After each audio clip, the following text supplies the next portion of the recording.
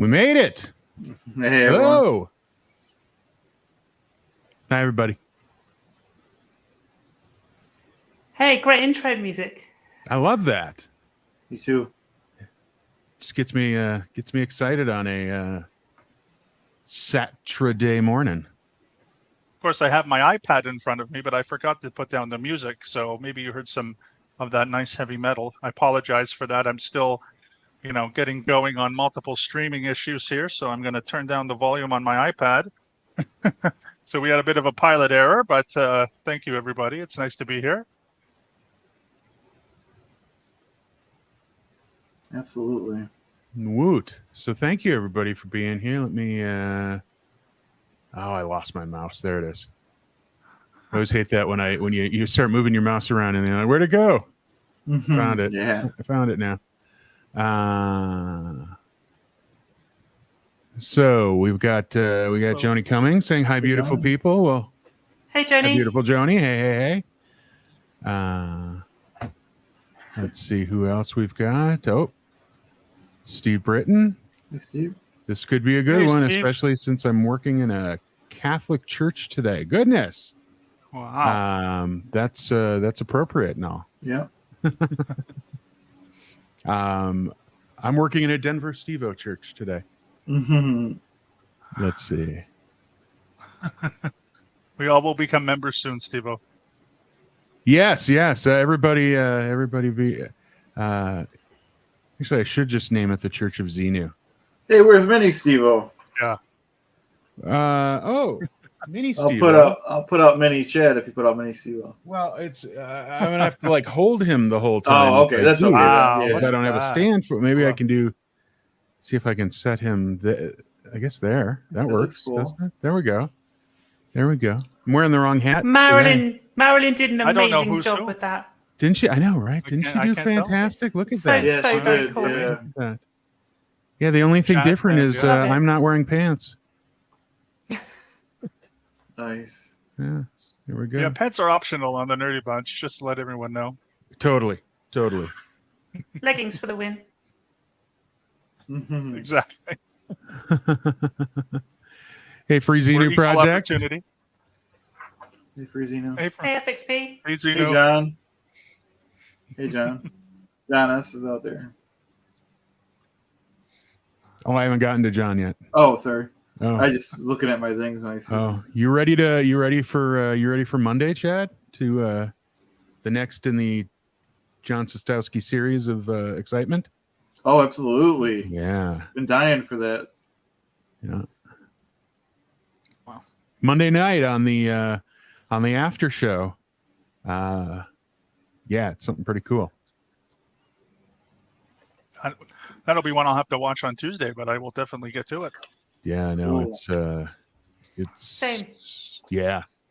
I want to spoil it, but I'm not going to spoil it. It's just exciting. Nice. Definitely. Yeah, Yeah, that'll be cool.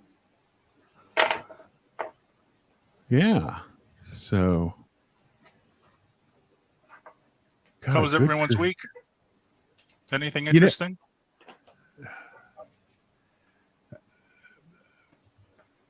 Yeah, not too bad. Just working mainly, really. Nice.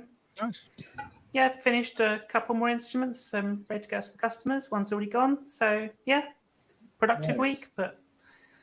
Excellent. But I'm now recovering and sleeping a lot of the weekend. So, how about you? How was your week? Mine's been good. Yesterday evening was the beginning of Rosh Hashanah, so for us it's year 5784, and I was at the service last night.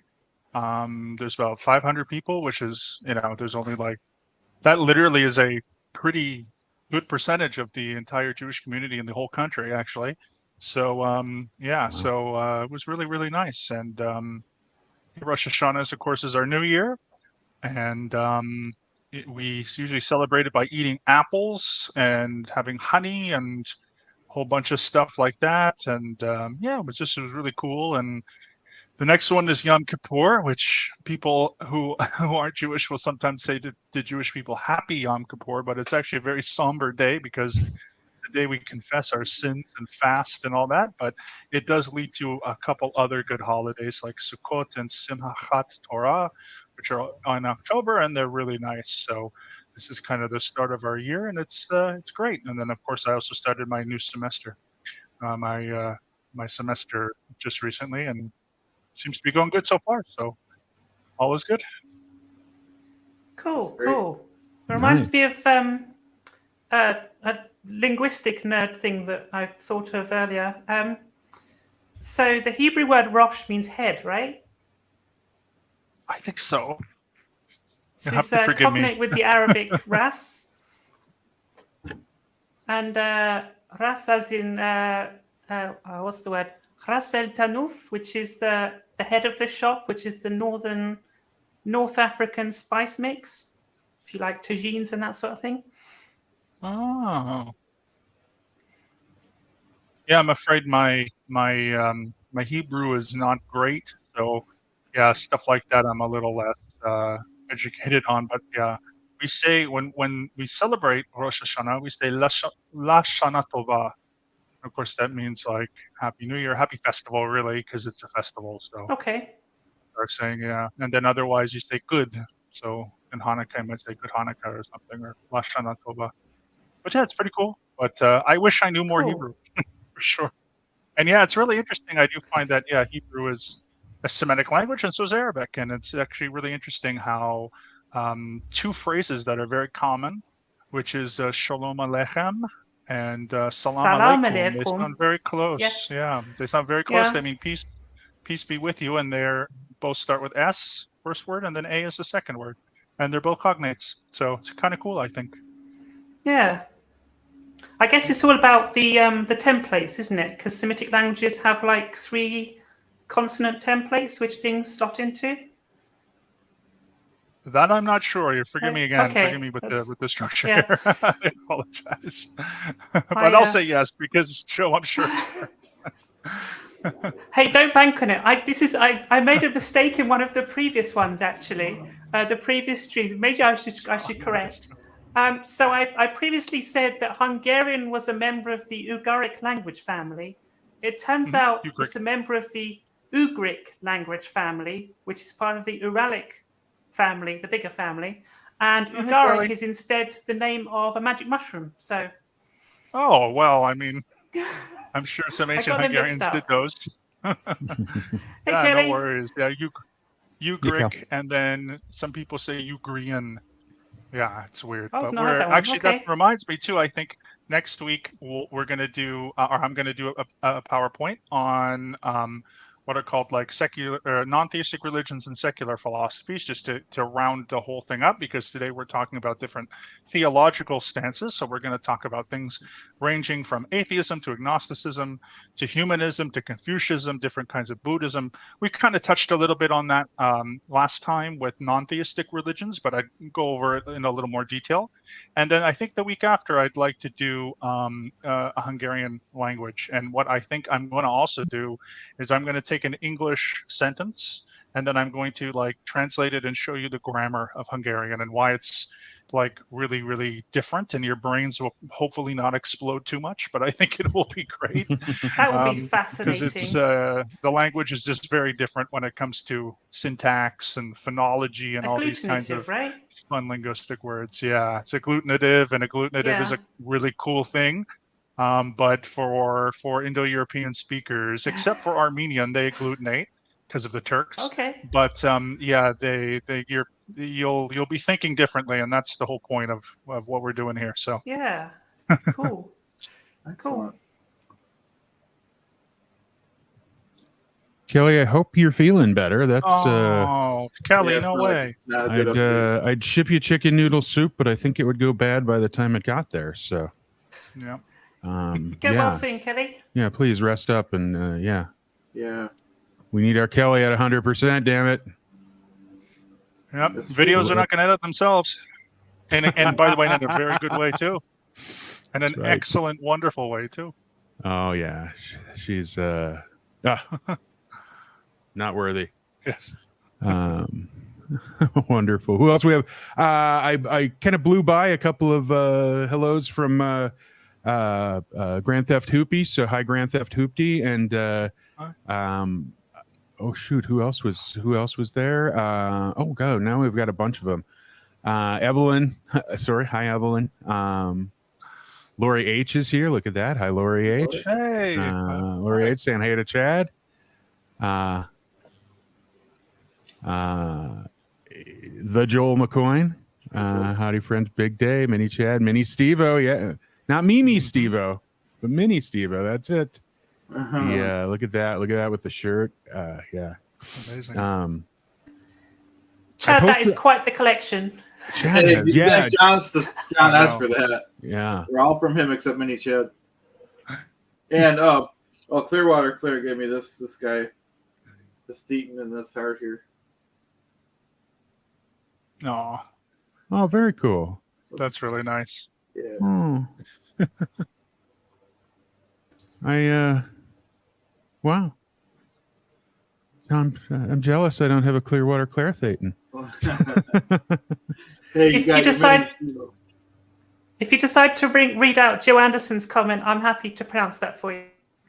Worcestershire. Yeah.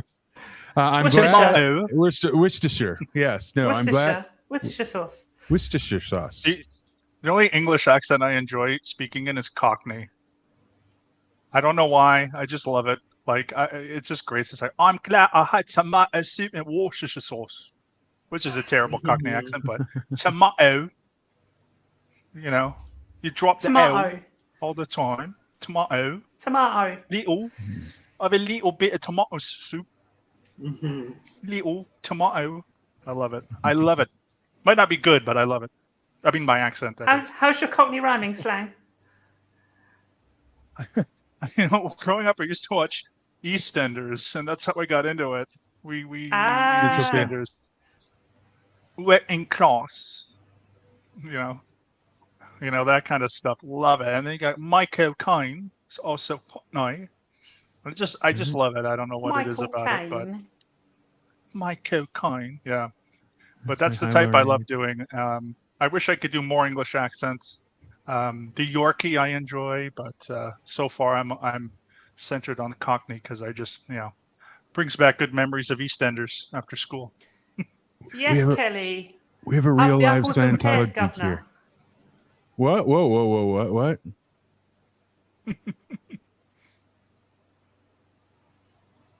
Sorry, I was reading out Kelly's comment. Carry on. No. What was the response? I sorry, I was talking over you. I think I was talking over you as well. Sorry. Kelly said, where is it? Up the apples and pears, Governor. Yes, Governor. Up the apples and nice. pears, Governor. There we go. Pip, There's Cockney rhyming curious. slang. Okay. Love it. I love it. Greeny, She was hi. like Hi, Governor. Greeny. It's so weird to call someone Governor. I love it. Where is? Oi, There Karina, it is. tudo bem? Sorry, I found Kelly's there. To the Got Cockney. Juliana. Let's hear that Cockney. Up the apples and pears, Governor. My goodness. I love it. Gotta I give love it more I of a actually- Governor. Governor. And dropping the H. So folks, I love- screw the presentation today. We're just going to talk. We're just going to talk in We're gonna- funny accents.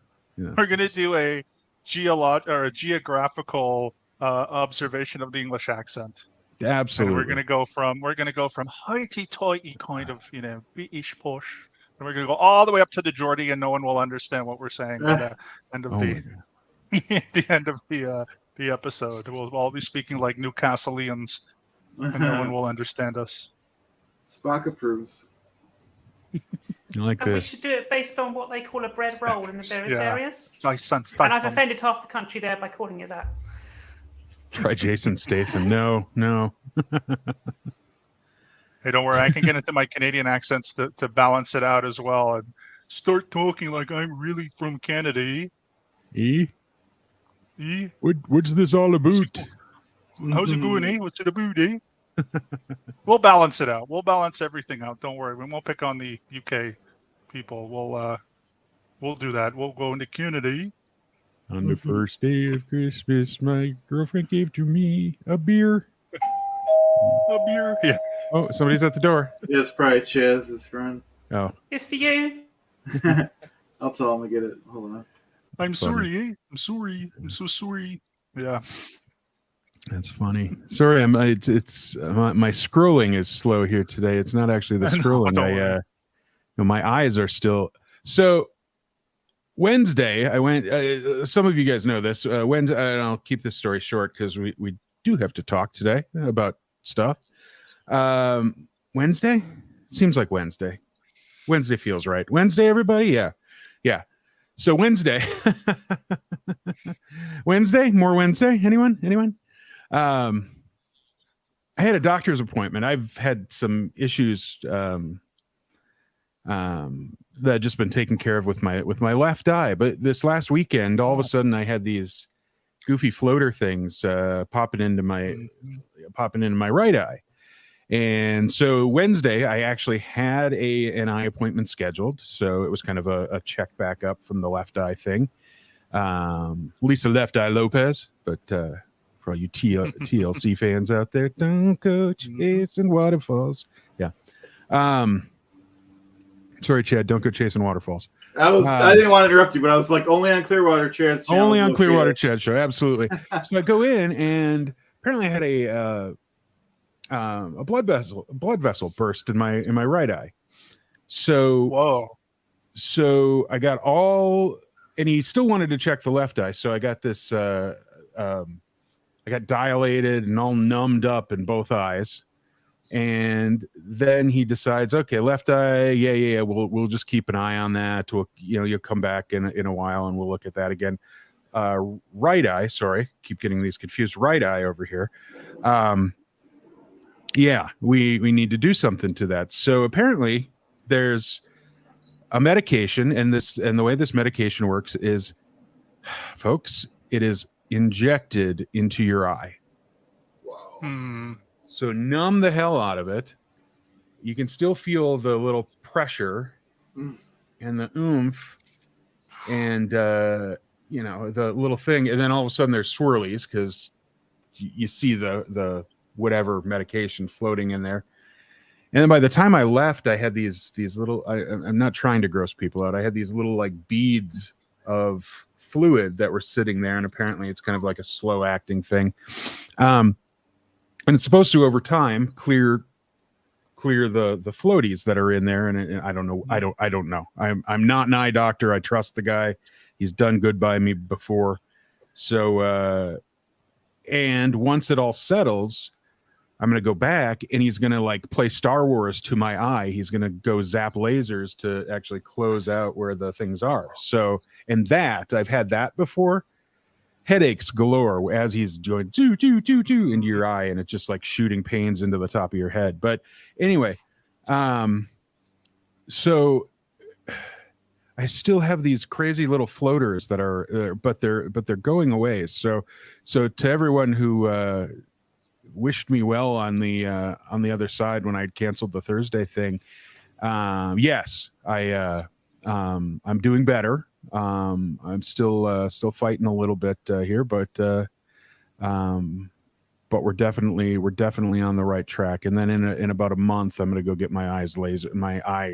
He's going to go laser my eye. I wish it was just LASIK, so I didn't have to wear the glasses either. But no, it's like medical lasering. So anyway, Kelly says Geordie is one of the hardest accents, I think.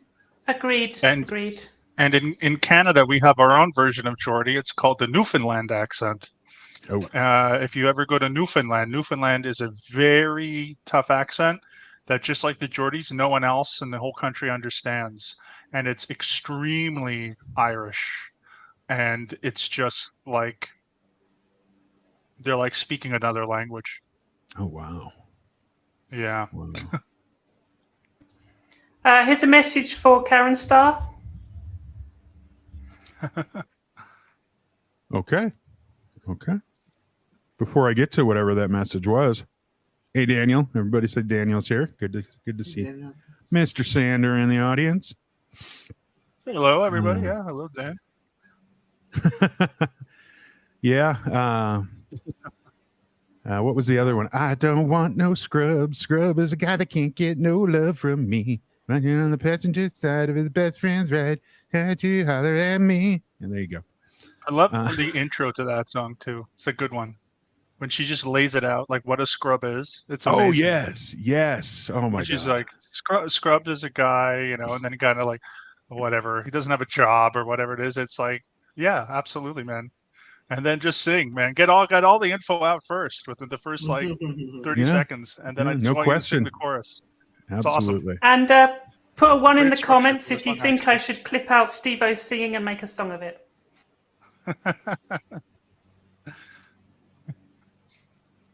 I will do that, and I'll put that up tomorrow, the next day. Nice. There we go. I just voted 1 from everybody on this side. So Cool. I would make an awesome short, wouldn't I? A lot of ones. I'm Actually, going to can we put do some music this? on it. Here, just hide me. I don't want no scrub. Scrub is the guy that can't get no love from me. There you go. Now I got mini Steve-O singing it. Sorry, not Yep. mini Chad. That's right. Mini Chad's always quiet. Upgrade. I think Mini Chad would be more of an opera singer. I don't know why. I Yeah. just feel Oh, I think he you're would right. do a good Wagner. He would do a very good Wagner.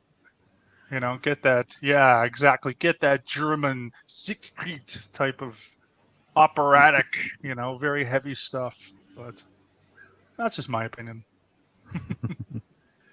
Oh my God, Yeah, all I these agree. ones. Freezinu, you can't vote twice. 3 times.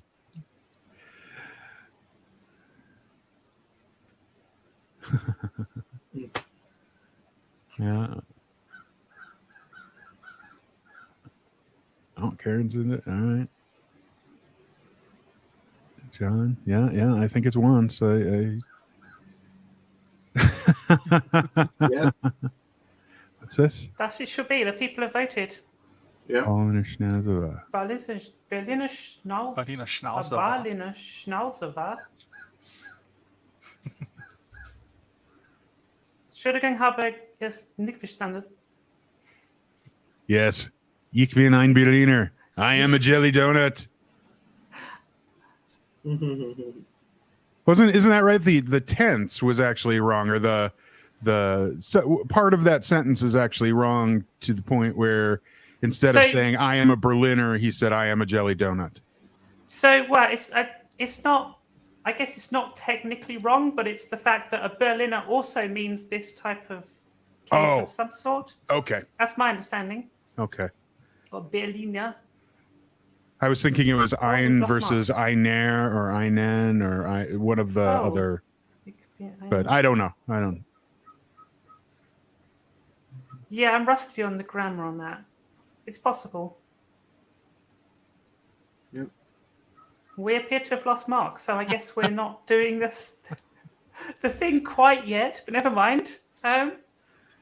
So yeah, we lost Mark for a second here. We'll get Yeah, him back, that's- but I love this. Zero Dan Kelly approves of mini Denver Steve-O shorts. Nice. Awesome. Uh-oh. That's Oh, gonna happen now. Yeah. that's right. Oh, that's funny. That is hilarious.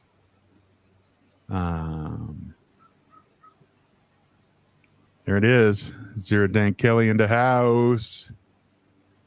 Oh yeah, and Mark. hello to Christ Anxiety, who's on my channel. Oh, cool. Oh, hey Brandy. Your Mark was frozen. He is on his way. There he is. Yeah, it's going to happen if that cuts off. I don't know why it does this. It's just sometimes my internet is not as stable. Plus, I'm running to my iPad as well. So Ah. who knows? But if that happens when I'm Good doing my comment, Toro. presentation, just wait a few minutes. I'll be back. Oh, we'll make it up But while yeah. you're gone. It's all good. So anyway, thank you everybody for joining us. Yeah. So today, absolutely, this is this is the Nerdy Bunch, and kind of excited for this for what Mark's got in store today. We are.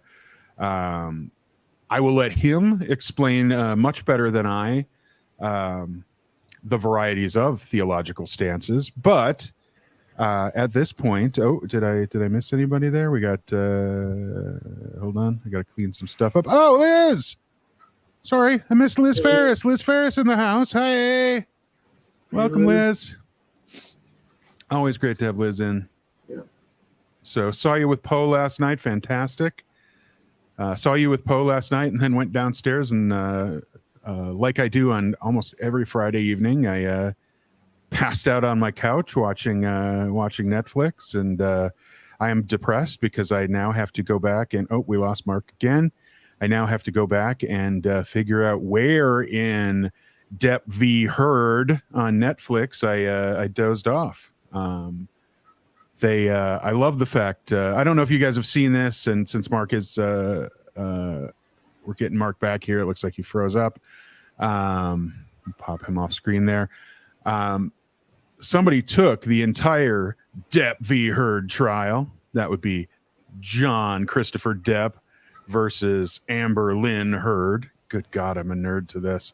Oh my God, pop culture.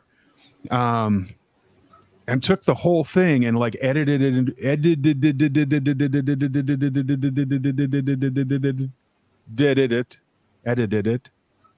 That just sounds wrong.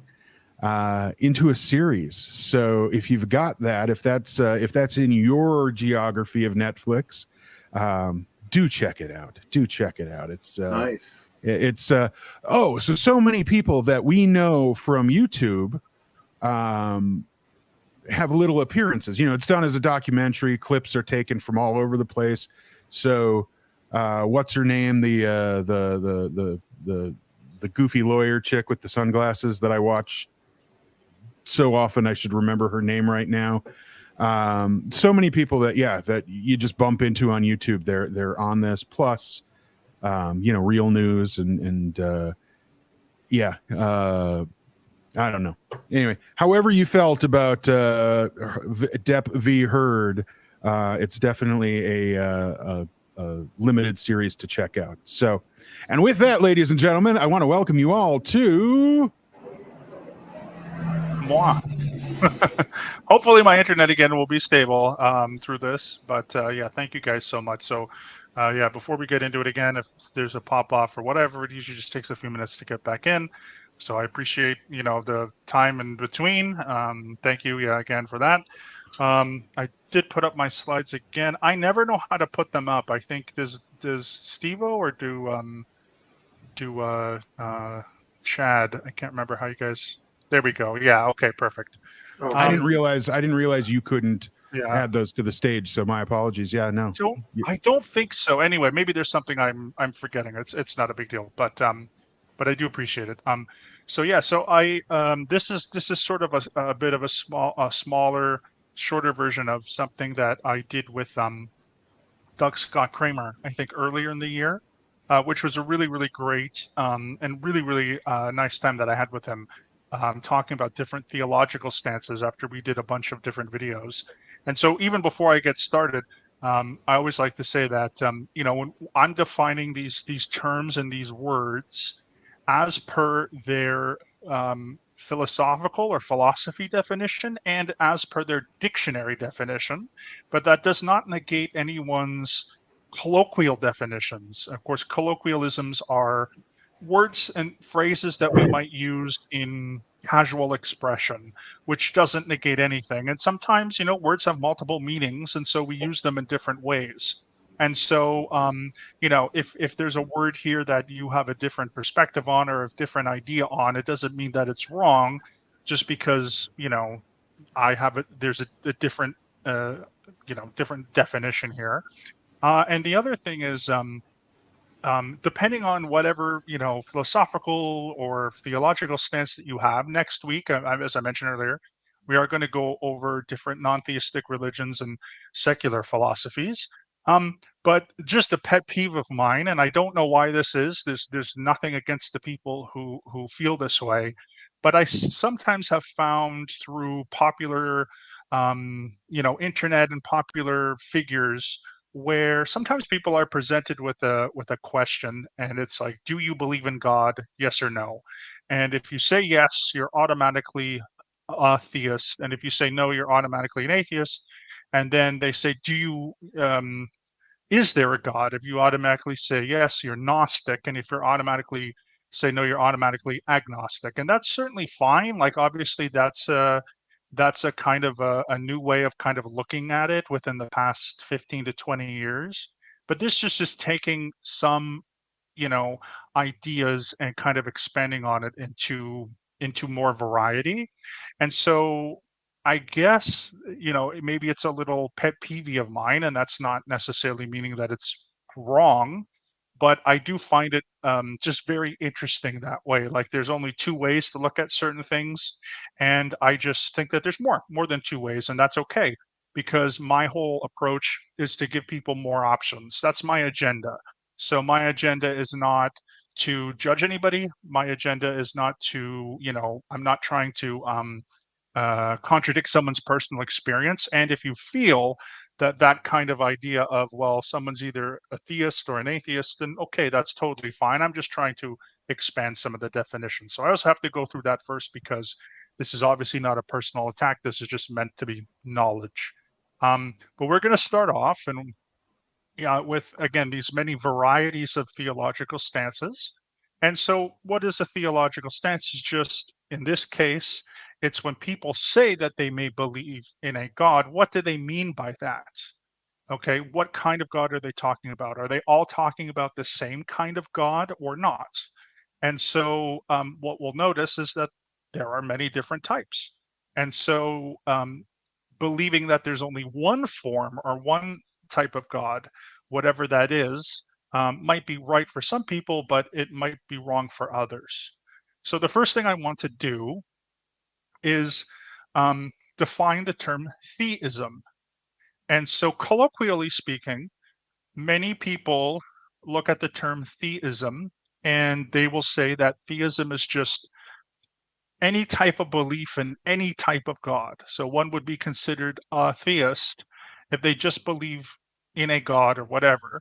But the actual sort of dictionary and philosophical definition goes a little bit deeper.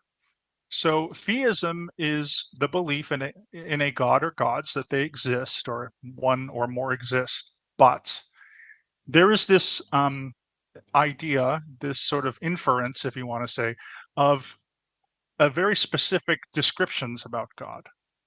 So the first one is when someone calls themselves or identifies as a theist, what they really mean is that they believe in a personal God. So what is a personal God? Well, a personal God is a God that can hear human prayers, that God will interact with the universe at some level, that they will control some aspects of destiny, and then it also implies what's called corporeal. So if we go back to my Deep Space Nine PowerPoint, the prophets are non-corporeal beings. So that meant they didn't have a body or a form. Well, some people will think that in this case, if someone is a space theist, that God would have a body and that God tends to be anthropomorphic, which means that, you know, God would look like human beings. And certainly there are people who believe this, right? My idea is that there's just more approaches to this, that it's not this or the complete opposite, that there actually is a middle, there's some nuances and there's some gray area. So remember, if somebody says, you know, are you a space theist? They're basically could be asking you if you just believe in any kind of God, totally fine. But more specifically, they're asking you if you believe in a personal God. And of course, we have many religions that believe in personal gods. Of course, there are people who aren't religious who believe in personal God or gods, and that's totally fine as well. So that's the first thing. Once we solve that question, once we get into that question, we then get into the number of gods, and this is also something that is that has a lot of different types. So what is monotheism, right? Monotheism is the first type. So once we've asked someone if they believe in God or do they think there's a God or whatever, the second question we can ask is, well, how many gods do you think there are? Like in your opinion, let's say.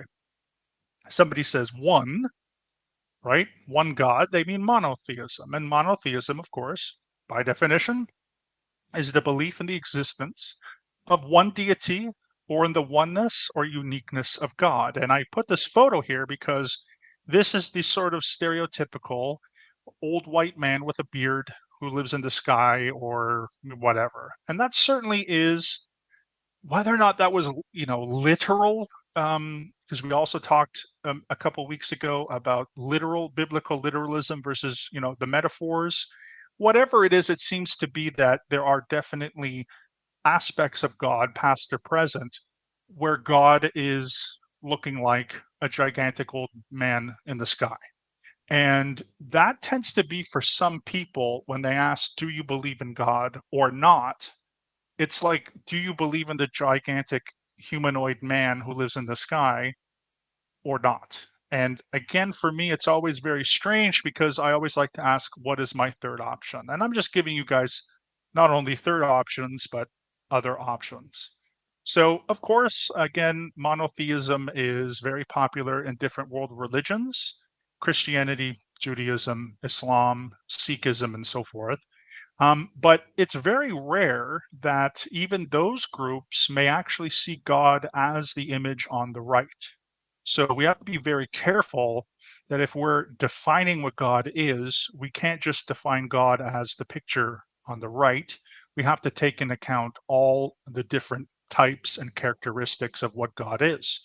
The reason is because God's a word, and it's a word. Like most words, many words have many different meanings, and they have many different meanings to many different people, which may, be personal or have a different cultural aspects and so forth.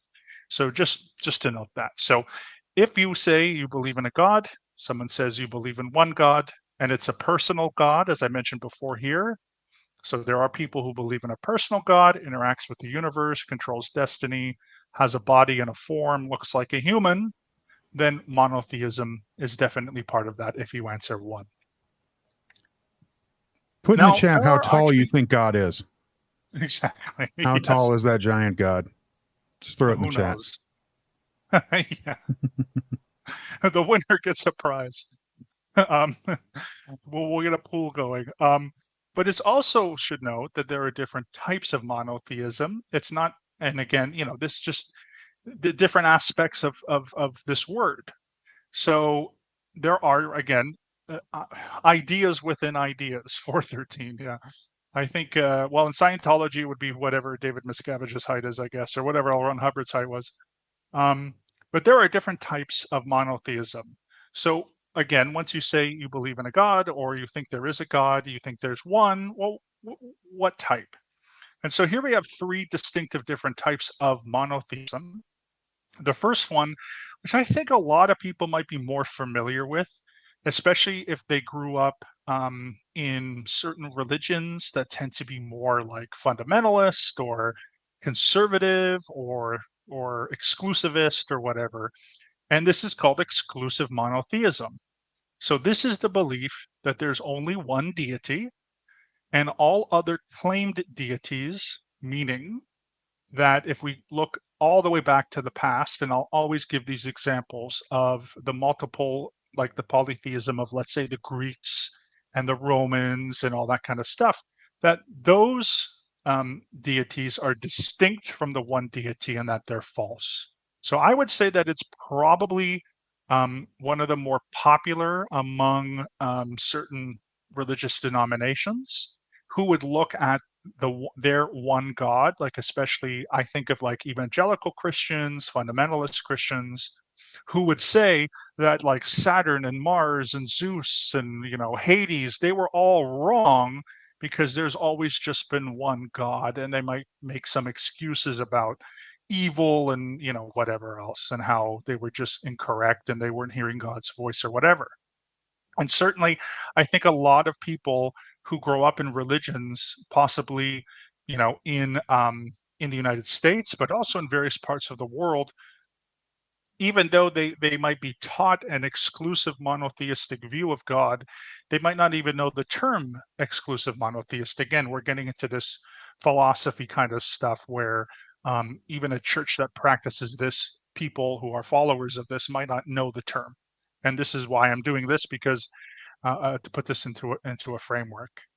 But I will say, in contrast to that, there's also something called inclusive monotheism, I would probably say that this is more the theology or the beliefs of more liberal churches, maybe more mainline churches and different denominations and religions, because it believes that there is only one deity, but that all other claimed deities are just different names for it. So you can kind of think of that as more of an inclusive liberal kind of idea, where someone who might believe in one God would look back on the gods that we had in the past, like again Zeus and Saturn and all of them, and say, yeah, well, that was just humanity's, way to express their faith. And it doesn't mean that they're necessarily right or wrong, but in the end, that person who makes that claim may just believe in one. So that's why it's called inclusive, because the idea is that it doesn't exclude any other ideas about God from the past or even in the future. So again, more mainline and liberal denominations, especially in Christianity, Judaism, etc., would most likely believe in this. But the final form of monotheism is called monolatry. And this is the belief in the existence of many gods, but with the consistent worship of just one deity. So, what's really interesting about this is coming from a Jewish perspective. In Jewish history, when the Hebrew people were putting together their idea of monotheism, they were pretty much one of the first, not the first, but one of the first groups of individuals in the area of what's called the Levant or the Middle East, where they believed, in having one God, or we believed in having one God. But the people around them, the ancient Egyptians, ancient Canaanites, and other type of people, had multiple gods. And so there were some really early Jewish thinkers who said, okay, well, the people around us that have their polytheism, okay, they have their multiple gods, but we as the Hebrew people are simply going to worship one. Now, of course, that's different today because things evolve, and as Judaism has evolved, it's become much stronger in the monotheism. But at least originally, that is kind of what was a part of it. So think of someone who worships and believes in one God or one deity, but they don't necessarily deny the fact that there could be other gods. I also do want to say that I'm going to make some comparisons with Hinduism. Hinduism has a lot of different, you know, different viewpoints on God, multiple viewpoints, and this is one of them. So if someone is Hindu, they might worship one deity, right? They might choose one, like let's say they worship Shiva, but obviously there's a pantheon of lots and lots of different gods, and so in the Hindu sense, it's also pretty consistent. And there are people who identify as monotheistic Hindus as well, and they might be more what's called monolatry. So moving on from that, some cultures believed in two gods. Okay, this is called bitheism, right? Mono means one, bi means two. And bitheism is the belief in two gods, and this takes different forms. So in this photo, we actually have a statue of a Scandinavian god and a Scandinavian goddess. And when I looked at this photo, I got it from a particular group that I'm not sure if they are in Scandinavia or in America. I've forgotten that point. However, this particular group worships this one god and this one goddess. And so, if that's the case in many pagan or many other religions, then that is part of it. The other thing is that sometimes these gods can take the form of one good god and one evil god. And in Christianity, it's kind of interesting because if Satan was a god, then Christianity would be bitheistic because they would have the one loving God up in heaven, and then they would have the one evil God down in hell. Of course, Satan is considered, Lucifer, Satan is considered a fallen angel, so it's not really a god. However, there are groups of religions called Gnostics, and they're kind of have some small revivals in contemporary times. There's also some Middle Eastern religions like the Mandeans and other groups that are from the Middle East, that are considered Gnostic. But way, way, way, way back in the day, just after Christianity began, there were some Christian Gnostic groups. Some of this is going to sound very much like Scientology for those that have studied any kind of Scientology. But the idea is that they have one God, which was the creator of the spiritual universe. And then they have a God that is the creator of the material universe. So the God that is the creator of the spiritual universe is the good God, and the bad God is the creator of the material universe. And so why that God is bad is because when that God created the material universe, he trapped our spirits into the material universe. And so Gnosticism, the gnosis or the gnosis, the knowledge, is for us to get into a higher state of being so we can become more spiritually aware. And again, L. Ron Hubbard stole the crap out of this stuff. Anyone who knows anything about the Thetans and what we're trying to do, it's basically Gnosticism. And then there also can be a God that represents light and darkness, and as I mentioned here, male and female. But the real takeaway is that bitheism is the belief in two gods. And of course, there have been many different traditions, whether they were pagan traditions in the Middle East and even across the world, that have believed in this, not just in the past, but also in the present. Polytheism, of course, is a big one. Poly, of course, means multiple or many. And polytheism is the belief in or worship of multiple gods, usually assembled in a pantheon.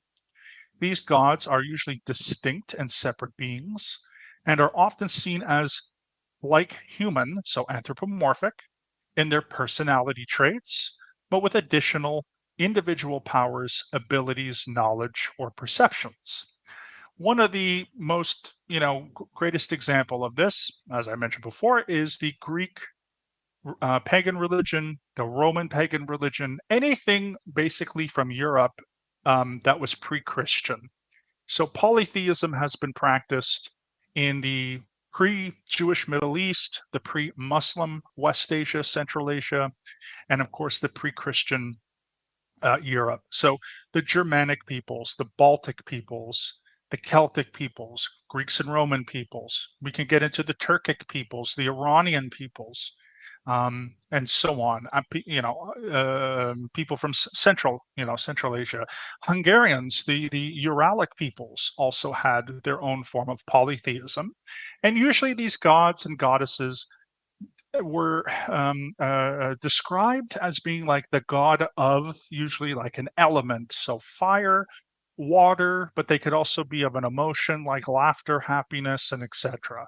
And I think that this was just a really interesting expression for humanity and human beings. We were discovering kind of who we were and discovering the elements and discovering our emotions, and we assigned a deity, male or male and female, by the way, to these things. And so the oldest sort of religions that come out of our Homo sapien, collective consciousness are most likely polytheistic in some way.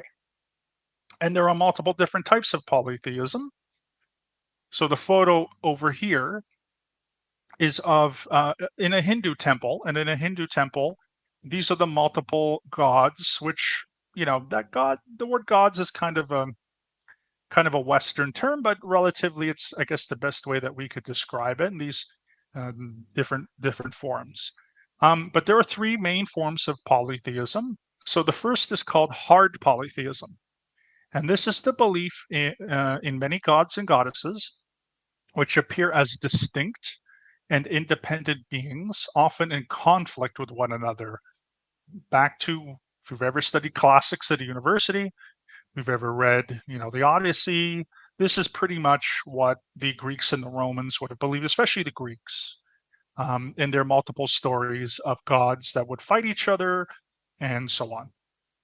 Soft polytheism, in contrast, is the belief in many gods and goddesses, which are manifestations or aspects of a single god. This definition is more connected to Hinduism, because in Hinduism, there is this idea of what is called Brahman. So Brahman is like an ultimate reality. And I'm going to get into some later slides onto the definition that fits Brahman better, better than polytheism. However, that single Brahman has a trinity, and the trinity is Brahma, who is the creator, Vishnu, who is the maintainer, and Shiva, who is the destroyer. And many of these gods in Hinduism are either reincarnations or avatars of those gods. So mostly Hinduism would fit into soft polytheism. In addition to that, there's also this idea of called henotheism, which also can fit into Hinduism. So henotheism is the devotion to a single god while accepting the existence of other gods and without denying that others can worship other gods. Very similar to monolatry in that way. There's some overlap there, but essentially, Hindus have multiple different theological stances. And when it comes to most of their denominations, they probably have somewhat, soft polytheistic or henotheistic beliefs. So in this case, again, we've sort of we've answered the question. So, do you believe in a personal God that interacts with the universe? Yes. Well, how many are there? 1, monotheism; 2, bitheism; and 3 or more, multiple polytheism. And many religions in the world will have some kind of stance about that, and so on. The other thing, though, which a lot of people sort of miss when we talk about theological stances, are what are called non-theistic views of God. And there are some people out there, especially in like Richard Dawkins, for example. Just a moment, I need a drink here. Excuse me. Who will say that these non-theistic views of God are all forms of atheism. The reason is that they believe that God is either the giant man or the many giant men and women, and they're supernatural and they're personal. And if you lack belief in that, then you're automatically an atheist. This is sort of the middle ground. Again, it doesn't mean that this is right or wrong. If somebody has that belief, I'm just trying to, introduce to a different concept. But in these non-theistic views of God, and the reason they're called non-theistic is because they are the opposite of the theistic views of God. So in this sense, when we talk about a non-theistic view of God, we're saying that God is not personal. So that means God does not hear prayers. God does not interact with humans or nature. God is incorporeal. So God does not have a body or a form. God does not look like a human. God does not have a gender or a sex. And God does not watch us all day, every day. And there are a lot of viewpoints about this. I will also say next week, and as I discussed last time when we talk about non-theistic religions and philosophies, remember that the term non-theist now has 2 different meanings. In this context, we're talking about non-theistic views of God. So think of what is on this list as that. When we're talking about non-theistic religions and philosophies, we're then talking about viewpoints that either reject the idea of God or they don't espouse belief in God. So then they don't talk about them, or they talk about things other than God. That's going to come next week. This week, we just have these ideas. So think of theism as a personal God, belief in a personal God, interacting, has a body, looks like a human, again, the big giant man or woman, whatever, in the sky. And then this is the opposite of that. So the first viewpoint that we get to is called deism. Deism, if anybody knows anything about the American founding fathers, many of the American founding fathers were deists, including Thomas Jefferson. So what is deism? Well, deism is the belief that one God exists. So in a sense, it overlaps with monotheism, but that this God does not intervene in the world and does not interfere with human life or the laws of the universe. So think of deism as a God existing, and again, non-theistic. Doesn't interact, doesn't hear prayers. It's debatable whether or not they have a body or whatever, but that's essentially it. So for me, if you're defining God as a supernatural being, there either is that being or there isn't. Then what do you do with deism? Because I've actually heard people say that all deists are just atheists, but then deists believe in God. So I don't know how people reconcile that. And that's just a question. I'm not trying to pass any judgment, but I have heard these things before. And I just don't know why people who are deists, especially in the past, would be considered atheists today if they believe in God. So to me, that's just a little strange. And I just don't know. And so I'm just sort of posing that question. Maybe there's a reason that I don't know about, but that's what it is. And yes, it's not a supernatural being, but it's something that's in between those two things. Now, of course, there's different types of deism. So the first deism is called classical deism. Again, the deism of the Enlightenment and the Founding Fathers. So classical deism is the view that God is separate and distinct from the universe. Modern deism of today, most modern deists would believe that God does not live in our universe, but may also interact with it on some level. What this would mean is that God would come to the universe every once in a while to make sure that, the laws of physics are still working, and then maybe go somewhere else. Neo-deism, this prefix means, of course, neo means new. And neo-deism is the view that God is not Earth-centric, but rather the first cause of evolution and the Big Bang. The argument that they would make is that some people, and again, whether or not this is true or not is a matter of experience and belief and so forth. But some people would say, okay, they might believe in the Big Bang, they might believe in evolution, but there had to have been something that started it. They may not believe that it just happened by accident or by coincidence. And so a neo-deist would say, that's God. God started it, but then after that, nature took over. And then we're going to get into a couple of these beliefs that combine different versions of theism and non-theism. And in this case, we have polydeism. And this is the belief in multiple impersonal gods. So there have been cultures in the world that have expressed this. So they've believed in many gods, but they believe that those many gods don't interact with the universe, and they don't hear prayers. And so there have been cultures in the world that have believed this. The next one that we're going to is called pantheism. And pantheism is the view that God is equivalent to nature or the physical universe, that they are essentially the same thing, or that everything is an all-encompassing, immanent, abstract God. There's a little cut off there, so I apologize for that, but it should say abstract God. And the photo, of course, on the right shows that pan, going back to these prefixes, pan means all, and I believe it's in Latin. So all theism, all is God. One criticism of this that comes from Richard Dawkins is that pantheism is just sexed up atheism. I disagree with that, but again, this is just an opinion. Maybe it's true, I don't know, but there are definitely some philosophical distinctions, I believe, between pantheism and atheism, because even though in this case, again, God is not a gigantic supernatural being, God is the same as the universe. So it's one of those things where they believe in God, but they don't believe God is a gigantic supernatural being. And so again, it's debatable. This is all, all open. There's no judgment here. It's just, those are just things that I've heard. And so I'm repeating them to open the discussion, of course, afterwards.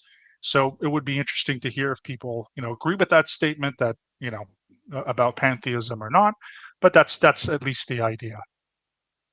And there are different types of pantheism.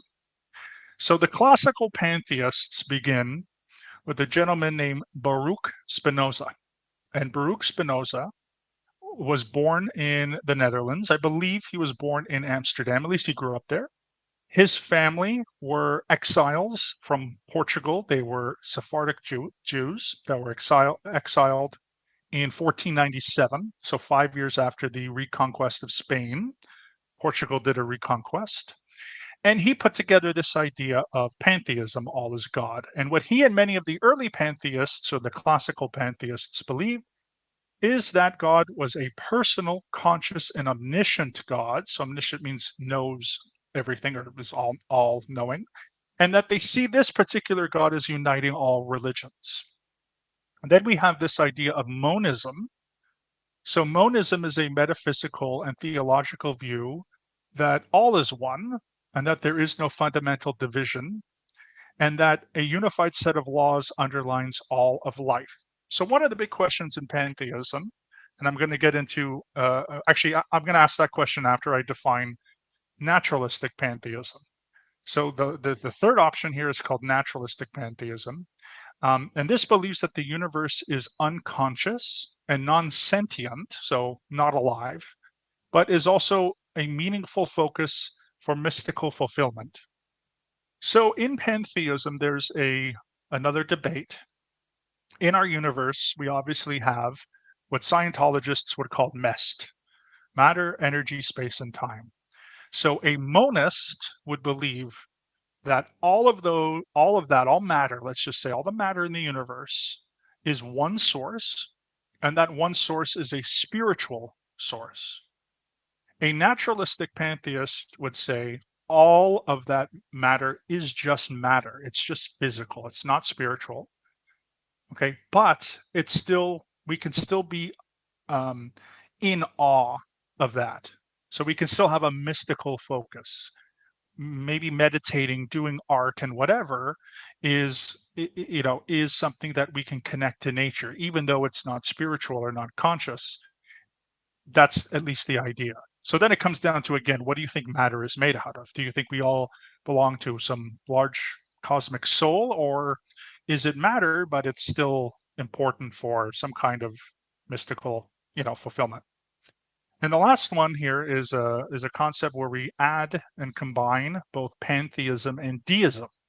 And this is kind of a cool belief. It's actually really interesting. So pandeism believes that the universe is an unconscious and non-sentient God, but that God was previously conscious and sentient as a being, essentially a conscious and sentient being who designed and created the universe. God only became unconscious and non-sentient by becoming the universe. So if you think of a God that comes by, that God is conscious and sentient. And I guess the body of God, when God created the universe, the body of that God became the universe. And that's what we are today. Kind of a psychedelic kind of thing. When I talked about this with Doug, he said he wanted to drop acid and think about this. It kind of sounds kind of cool for some people, maybe a little bit new age, kind of blows your mind a little bit. But this is the great thing about expanding our versions of what God is because who knows? I mean, maybe one of these things are true, maybe they're all false. I don't know. I have no clue, but I think that they're really interesting ideas. So that's pandeism. After this, we have what is called panentheism. And panentheism is the belief that the physical universe is joined to God, but stressing that God is greater than the universe. So when we think about pantheism, we think of God and the universe being the same. But when we talk about panentheism, we're talking about a dualistic approach where the same God, which is the universe, also transcends the universe. It's my belief anyway, and I could be wrong about this, but it's my belief that there are lots of monotheistic religions that probably fit this category more than just strict monotheism, especially in modern times.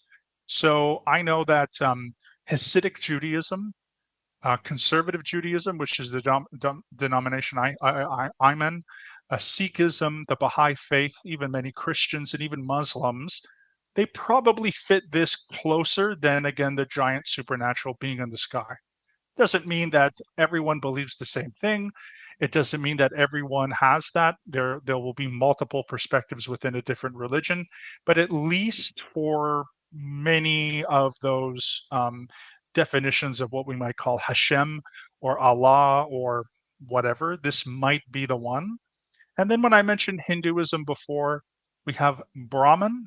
Brahman is pretty much look like either pantheist or panentheist. Plus, in addition, they have those multiple gods.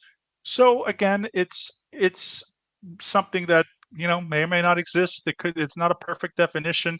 I also think that multiple religions and religious organizations will have multiple ways of looking at different gods.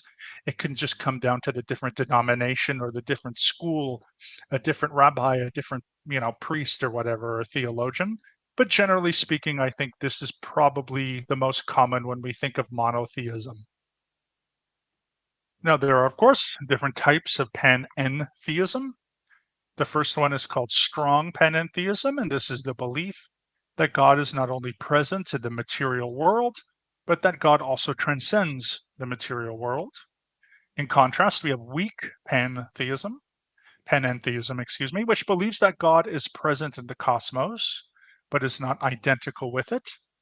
We then have mystical panentheism, and this is something I find in Eastern religions, which is it's the belief that the material world is an illusion, and that there is only one transcendent ultimate reality. Maybe Buddhism could fit, certain brands of Buddhism could fit into this, maybe even Taoism, although Taoism tends to be pantheistic, and I also forgot to add, like, again, if we're Star Wars fans and we know the Force, we know the Tao, and that tends to be more pantheist. But there are certain brands of Buddhism that tend to be this mystical panentheism. And then we have a combination here, which is called panendeism. And this is the belief in a God who contains the whole universe, but who is also bigger than the universe, while also taking a hands-off approach to the maintenance of creation. So in this case, the example that I got when researching this idea was in indigenous practices. There is a concept of the Great Spirit. Now, it's not the same for all indigenous cultures, especially in North America. They might have polytheism, they might have something called animism, but there are some cultures, especially like in Canada, parts of the US, where an indigenous religion or an indigenous spiritual culture may have the Great Spirit. And this is the idea. So the Great Spirit is the universe, bigger than the universe, but also doesn't interact with the universe, is just sort of a part of it. So that is part of that, of panentheism. Now, here's a couple alternative views of God and gods that I think are also very interesting. The first one here is called autotheism. So autotheism is the viewpoint that divinity, whether external or internal, is inherently within one's self, and that one can become godlike. Couple of examples would be in some schools of Buddhism, the idea of bodhisattvahood. The Indian religion of Jainism would probably practice this to some degree. The Latter-day Saints, the Mormons, people must know that in the Mormon church, if one who is a man who is married and was sealed in the temple dies, that in the afterlife, you will become a god of another planet. And you will become the heavenly father and the heavenly mother of a new planet. This is something like autotheism. And then good old Scientology. We talked about that with Gnosticism, and it's definitely where the Thetans are going back to their godlike abilities. Well, absolutely, Scientology is autotheistic. Okay, so think of becoming godlike. And again, whether divinity is internal, so whether just it's in us or it's external, doesn't matter. The next one here is called maltheism or misotheism. In this case, mal of maltheism stands for malice. So maltheism or misotheism, both are the same, interchangeable, is the belief that a God exists but is evil. And strictly speaking, the term connotes an attitude of hatred towards God. We look, of course, to the photo on the right.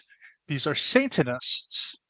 Now, some Satanists are atheists and agnostic and other forms of non-theistic religions and sort of secular philosophies. But there are Satanists who worship Satan, and by doing so, they have a hatred towards God. There are also some people who may not necessarily be Satanists. They may literally just hate God. Because to be perfectly honest, as someone who was reading through what I would call the Hebrew Bible, which in Christianity and Islam would call the Old Testament, there are some good reasons to hate that God. Talk about slavery, we can talk about children, we can talk about sexism and all this kind of stuff, homophobia. So there are some good reasons to hate the God of that text. And so there are people who read those books, who look at that and they say, how this doesn't make sense. Why would I why would I like this God? And again, that's a personal issue. If that's up to you, no judgment there. But obviously, there is people who just absolutely hate God, and that would be, or believe that God is evil rather than good, and that would be someone who is a maltheist or a misotheist. The next one, and this is the second last slide, is called omnitheism. So omnitheism, in this case, the omni prefix means everything. So omnitheism is the belief that every possible version of God or gods are true and can exist. And it is also the belief that all religions contain a core recognition of the same God. Mentioned before, inclusive monotheism. There's obviously an overlap with that. But if we think of an omnitheist, we think of someone who believes in every God and every religion. The example that I give on this is when I was also doing research for this, when I did my presentation with Doug, I found an article with the musician Chris Martin from Coldplay. He identifies as an omnitheist. And in the interview, he discussed his view of omnitheism. He said he believes in all the gods, Shiva, Saturn, name a god. He believes in all of them. And again, maybe we can think that that's contradictory. Maybe we can think that that's a little, foo-foo, new agey or whatever. But, there are people who believe this. And, I'm not an omnitheist. But again, I'm also not many of the things that I've listed before. And I'll list tomorrow or I'll list next week. But again, it's still an interesting option. And then finally, this is an idea called transtheism. And the gentleman on the left is a German theologian. His name was Paul Tillich. And Paul Tillich coined the phrase transtheism. In this case, trans, of course, prefix means to transcend, to go above. And transtheism is a theological stance that is neither theistic or atheistic, but is beyond both of them. It proposes that if God or gods exist, then God or gods go beyond all theologies that have been presented by human beings. It also proposes that if God or gods do not exist, then the non-existence of God or gods would go beyond atheism and all secular or non-theistic philosophies and religions. What this means is essentially whatever the truth is, whether there is a God or isn't a God, whatever human beings have proposed in the way of existence, like a theistic belief or a non-theistic belief, the actual nature of either would just simply transcend. And so I know the second part can seem a little strange, but the first part essentially just means we haven't yet put up an actual presentation or an actual idea of God that may actually exist. It goes beyond. So think of everything that I've talked about today. Someone like Paul Tillich would say, okay, we've got monotheism, bitheism, etc. We've got pantheism, we've got all these different things. If there really was a God, then God would go beyond all of those things. And next week, I'm going to talk about secular humanism, Confucianism, atheism, agnosticism, free thought, etc. Well, if God didn't exist, then the people who have proposed those ideas, there would still have to be the truth, essentially, whatever really is happening would go beyond those things. Because all of the ideas that I've presented here and that I'll present next week are human ideas. Now, again, whether or not it's true or not, it's just something that something to give you an introduction. My whole point on this is that we have options. So I find when somebody says, do you believe yes or no? Do you know yes or no? There can be an agenda. Usually if somebody, and I learned this through journalism school, usually we don't ask yes or no questions, especially in journalism. Because the idea in journalism, and again, this is my background, is that we're trying to get to some kind of truth, some kind of story. And if I want to get to know somebody, I'm not just going to ask them a yes or no question, because in my head, if that person says yes, I would judge them. If they say no, I will judge them. And so we need to move beyond. And so usually what I like to say is the question we should be asking is, what do you believe about God? And then the person can tell you what their beliefs are. But to say, do you believe yes or no? Do you know yes or no? To me, in my opinion, it doesn't necessarily fit the complexity of, ideas and gods and whatever. Whether you believe or not is not the point. It's just that things are more complicated. And I would rather have a much larger conversation rather than yes, no, yes, no. And so with that, I am done my presentation. I thank everyone for listening. I know it was a little bit shorter than last couple times. I am going to clip this out and put this on my channel in the next upcoming week. But I hope you enjoyed, and please also look forward to next week when we talk about again secular, non-theistic philosophies and so forth. So thank you very much.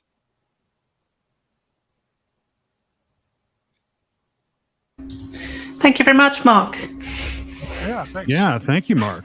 Am I on mute? No, Yeah, okay, it was great, Mark. absolutely. Thank you so much, guys. I still don't know Yes. what I am. I like that one. It said the Omni one. They believe in. What was that? You believe in everything, right, or something? Or Yeah. they believe that. Oh, Yeah. yeah, the Coldplay religion. Yeah. Right. That's what I'm calling it. It was now. all I'm yellow. I'm Coldplay. That's a yes. Hey, listen, I know. who I know. knows, Chris man, Martin's crazy, but I do. I do. Well, crazy in a good way. But I do. Celebrities sometimes can be. I don't know what I'm trying to say. I appreciate his Crazy. approach. Crazy, right? Yeah, okay. I appreciate that. I appreciate an inclusive take on things, even if, I don't know. I don't know that, all of the religions. Well, that's why we're doing this is to kind of understand and find our own reality from this and find where we are.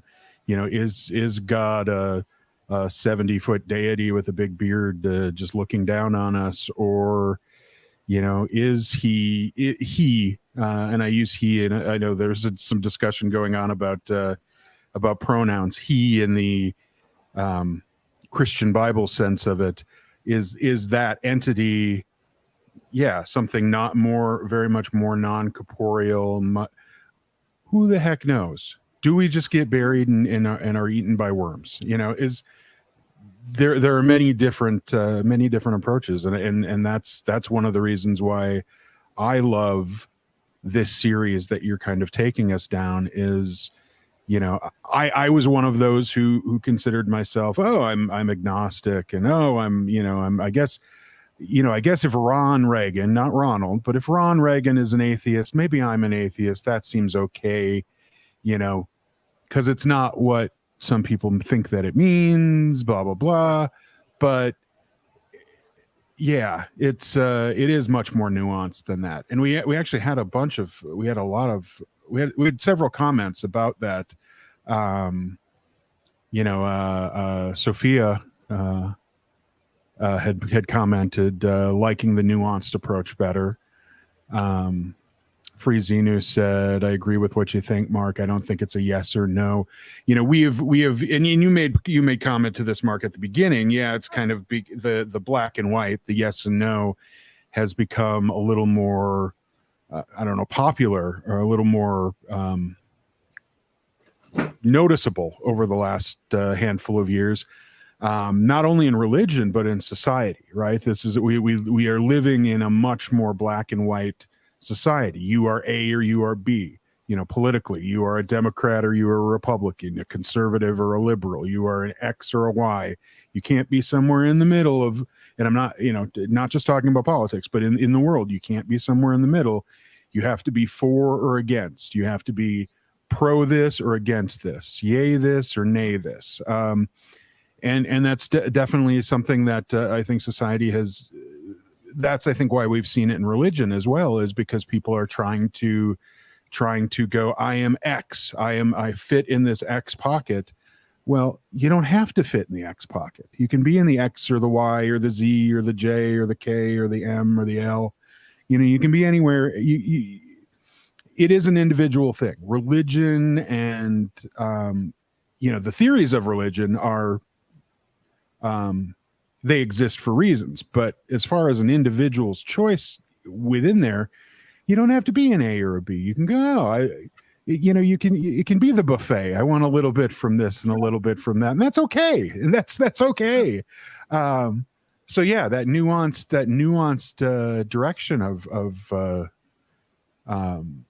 kind of that, whatever. I mean, understanding that there are more than an A and a B, that there are many, and you can be part of many, or you can be part of one that accepts many, or, I think I just think people have lost that vision, have lost that ability to see beyond the black and the white. And, it is what it is. But so a presentation like this, reminding, in many cases, in other cases, really introducing people to a much more nuanced approach to religion is I think nothing but healthy. So yeah, thanks. And I've always people who say the buffet, can't have the buffet. Who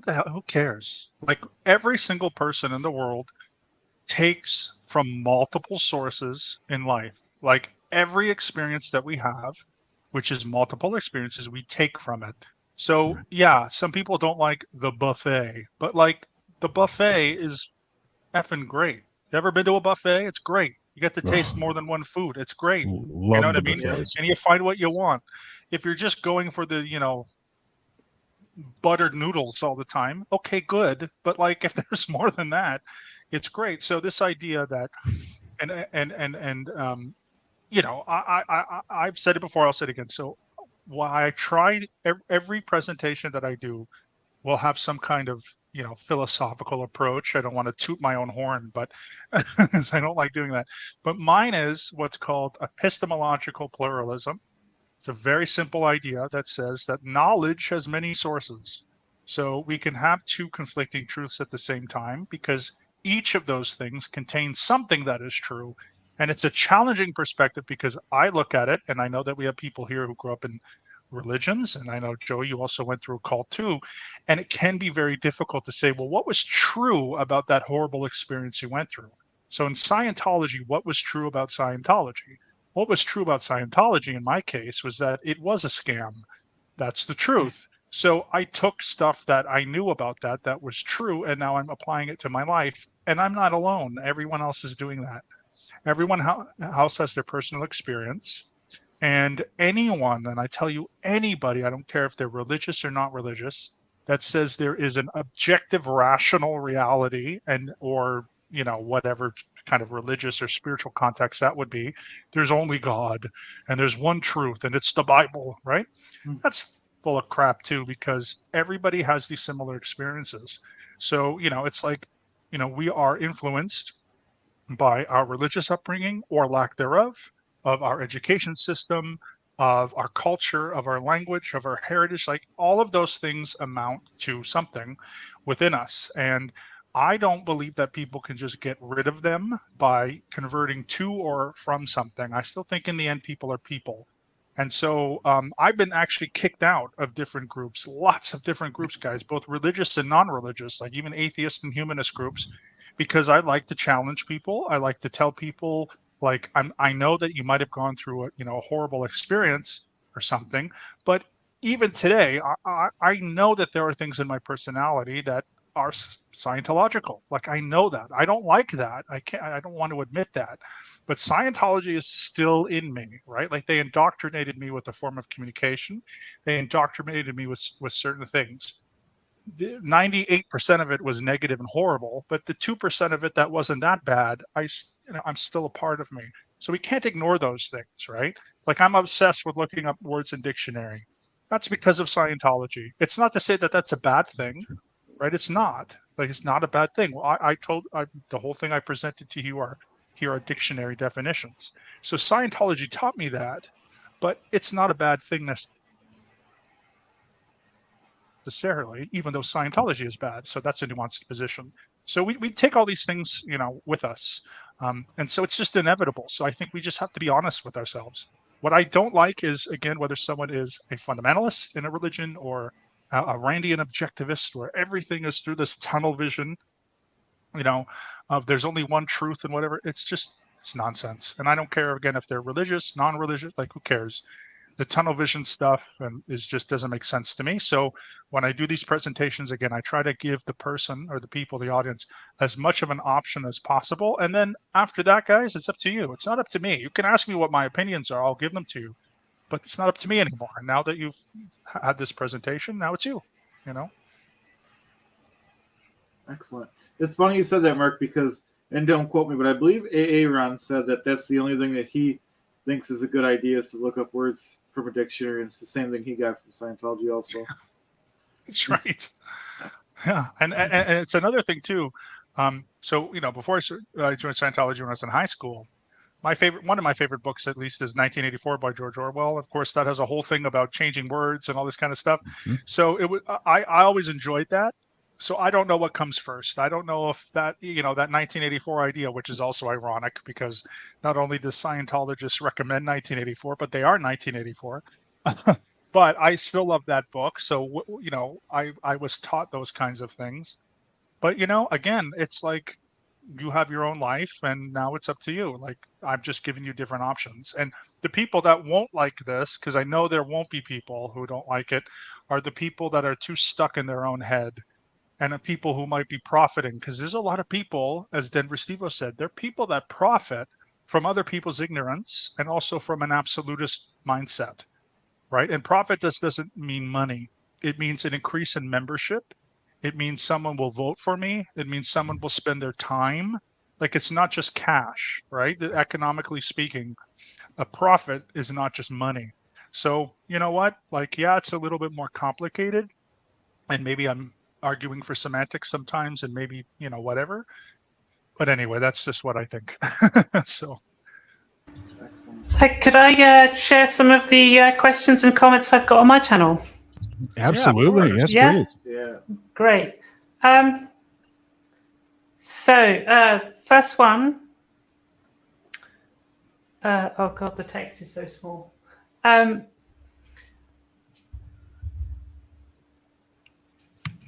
Here, take my glasses. Religion. Mm-hmm.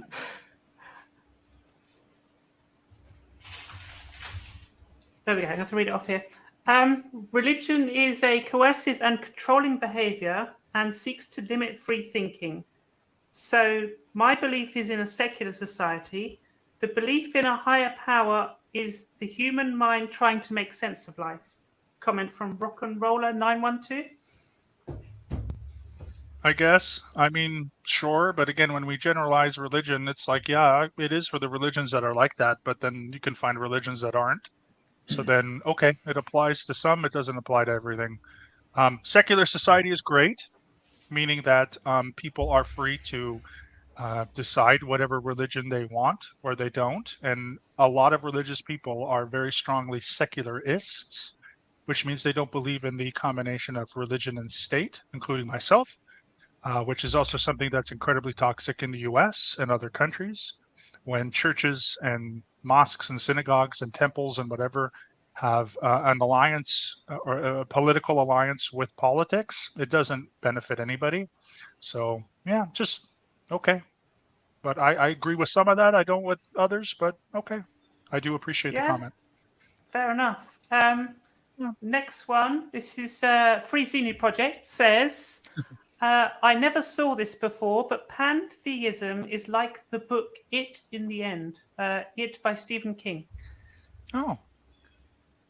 I've never read that book. Okay. Does that mean anything to you? Yeah. Unfortunately, I've never read that book, so I apologize. Yeah. Oh, me neither. Okay. I saw the movie. Thank you. Rock and Roller 912 says, "That's me. I'm a God hater." Cool. And final one. I've had the truth discussion with a scientist friend recently. We both agree there was no truth, only theories. Yeah. Could be. Again, Okay. could be. That's. I mean, I think I think one of the problems sometimes when people are really heavy into debates, and I've been like this, by the way. If you're always in debate mode and you can't have a discussion, you're never going to. You are never ever going to get anyone onto your side. You know, like just let it go. And also the other thing is I like learning about logical fallacies. But if everything that everybody says is a logical fallacy, you're not doing it right, especially if you can't let it go and just have a discussion. Like, yes, there are strawman fallacies. I mentioned that last week. Those are good. But if you simply think that everything is a straw man, or like, just let it go. Just try to have a discussion with someone, eye to eye, face to face, and that's it. Absolutely. Daniel Sanders says we have to make some sense of our existence, human condition, and everything that comes with it. Agreed. I think that's why religion exists, right? Is some form of making sense, and science has come along. I won't say science didn't exist when the Bible was written, but I think more has come from science as well. And you find what I don't know. You find what you believe. Let me just see here. I believe this is a great one from Carini. I believe the reason some people picture God as such, as a tall man with a beard staring down, they wish to put in a tangible form. I don't think God is just an omnipotent being that I don't think God is just an omnipotent being that loves us, in my opinion. No, I think he's I think God is, I don't know. I don't know. You're right. God is, it's what is God to you? And I think for all of us, it's something different. Is it an omnipotent being? Is it a higher state of being? Is it, that's what we'll discover. Somebody named Joe, I don't know who this person is, says one of my Christian friends says God is love. I've heard that too when asked to define. He also refers to God as she or they. I appreciate that. This is my friend Simon Hill. Big shout out to you if you're watching this. Simon? Simon. I wrote a foreword for one of his books. He writes Christian themed books and religion themed books. Interesting bloke. What was the one of my favorite actually my favorite Kevin Smith movie is Dogma. And I think there's a lot of interesting exploration of religion and Catholicism and all of that is approached from that movie. But at the end, when Alanis Morissette comes down and is God, and it is a she, shocking in 1999 that God is a she. Oh my goodness. And that her, her sound is deafening, and which is why she has Alan Rickman as her voice. But just an interesting approach. I appreciate the she. I do kind of see if there is a pronoun for God. I absolutely agree. It's a they. It's kind of a more than one. Kind of an all. Daniel had comment that he didn't think God uses pronouns. God themselves probably does not, but we need pronouns to describe God for sure. So, but yeah, it's kind of a great observation there. We're probably not even hims and hers, and when God looks down on us, I don't know. We are just thems. Mhm. But Well, go ahead. Yeah. so to note, that's also language. In Hungarian, we have the same word for he, she, and it, which is pronounced which is an O with two accents. So when the Bible is translated into Hungarian, God is just So is it he, she, or it? Mm. Doesn't matter because there's no genders, no gender Oh. differentiation in Hungarian. So this is probably something that happened when the Bible was translated, possibly, and of course Makes because sense. we still have a very patriarchal society, but it was definitely higher, when Bible was being translated. So again, at the time, people used to say mankind. Hubbard used to say that in the 50s. He Yep. used to say mankind and man. This, man is doomed. Man is this. We've changed it as of the 1990s to be more inclusive. But some languages don't recognize gender, like Hungarian. So it's just and again, that's a subjective thing. That's a subjective cultural thing that God is a man, because who knows? Different culture, different language, different pronoun. It's the same, by the way, in Farsi, Turkish, Georgian, and Malay. All have the same word for he, she, and it. And I'm sure there's others, Wow. but they're the ones I'm aware of. So There you Fascinating. go. it's more common than you It's think. amazing. Yeah, of course. Yeah. And again, only because I know Hungarian. But maybe I don't know about Finnish and Estonian. I'd like to actually look that up to see if they have a difference or not. I think they probably wouldn't, but who knows? So, Hmm. And yeah, today thanks I've for that, learned Joe. Hungarian is one of them as well. So thank you. Interesting.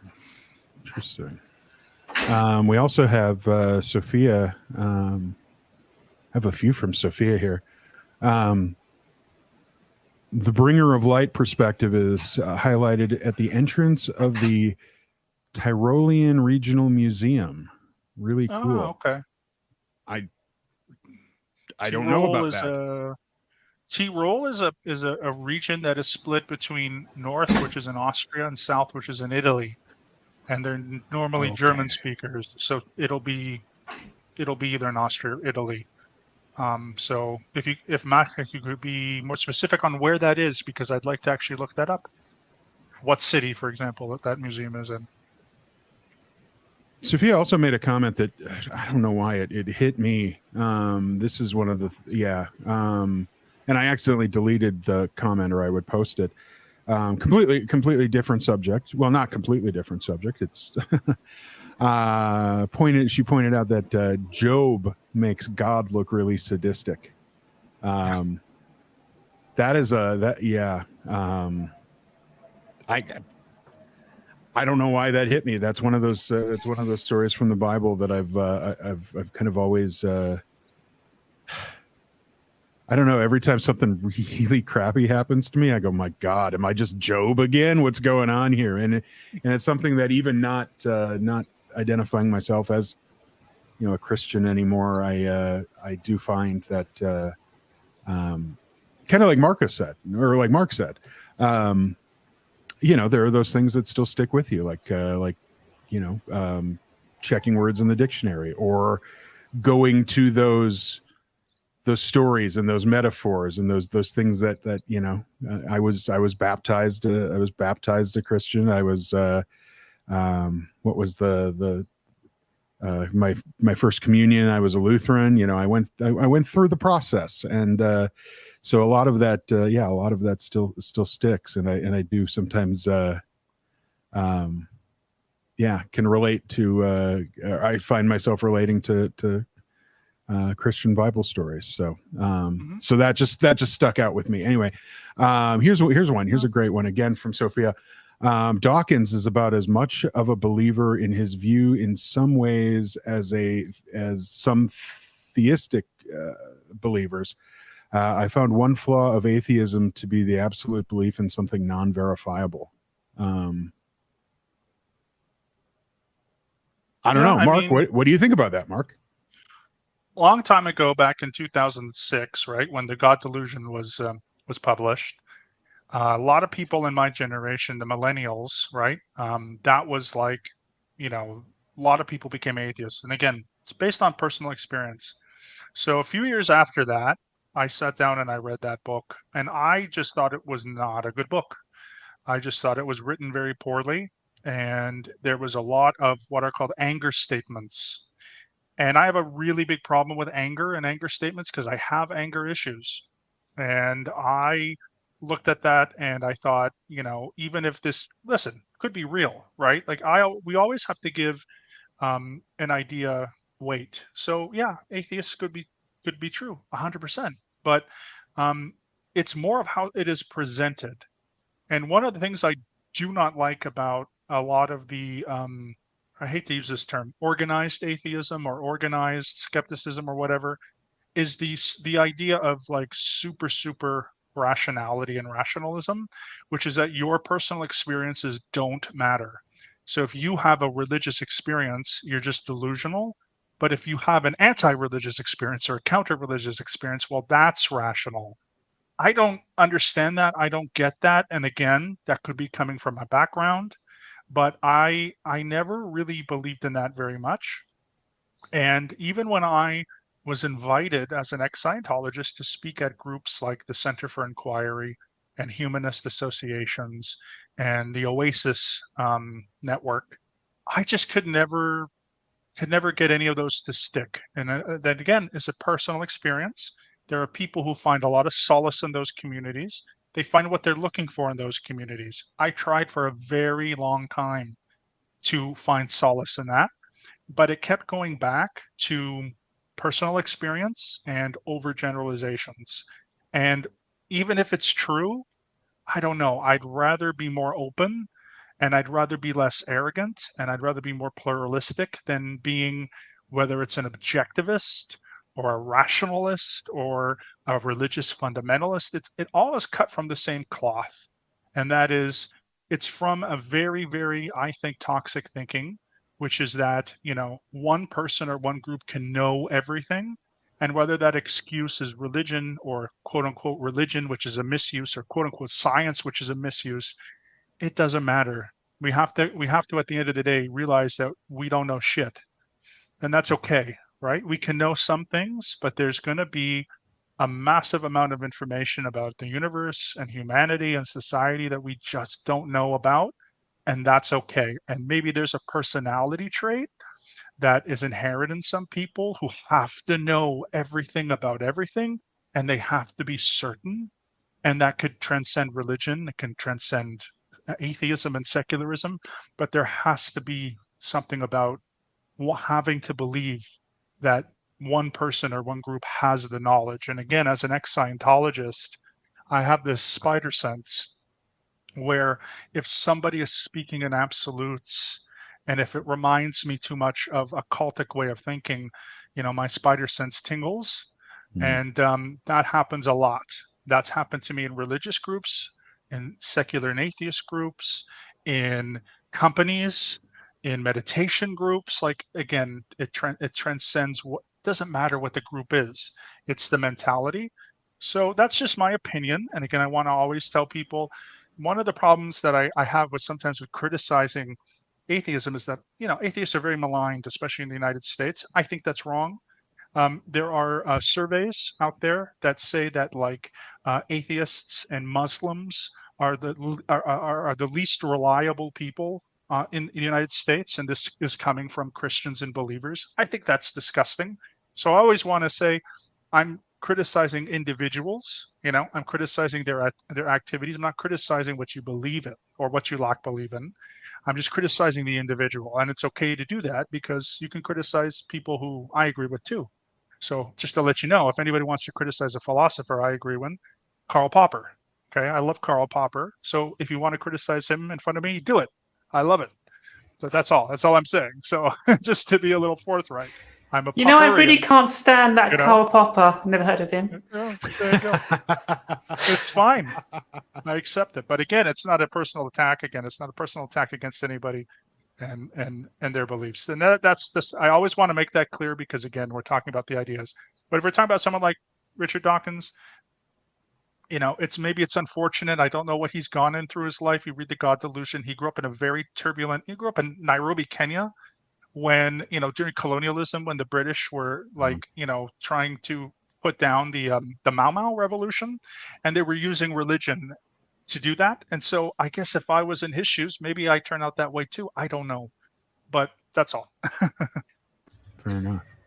No, I think. Oh, go ahead. Sorry, I just wanted to say, Mark, I think you're spot on. It's about an extremist mindset, isn't it? It's this idea that this idea of certainty and this kind of extremist mindset of, yeah, just what you said. It's so spot on. Evelyn says Dawkins is a very angry man. Makes me want to say, tell me where the God you don't believe in hurt you, which does not mean I think that all atheists are like that. Yeah. Exactly. Show me on the Exactly. doll where the fake God hurt you. Yeah, there you go. There you go.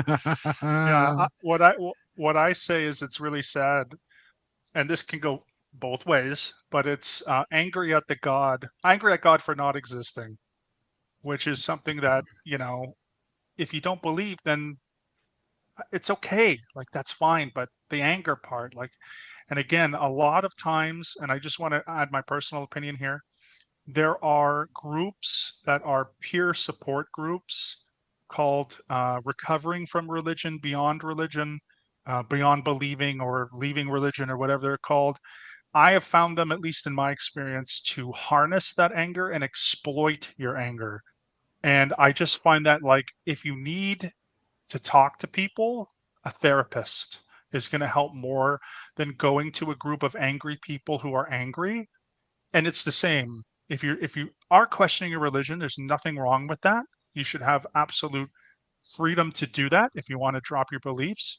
But these living without religion groups, and which I ran for a couple of years in the city of Toronto, it's just a toxic anger bubble. Recovering from religion, just go see a therapist if you can. I also acknowledge that if you don't have a job, it can be very difficult some places to get therapy.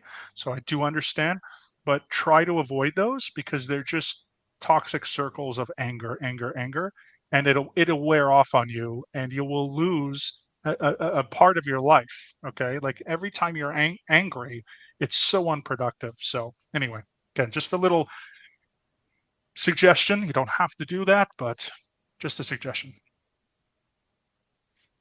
Oh, fair enough.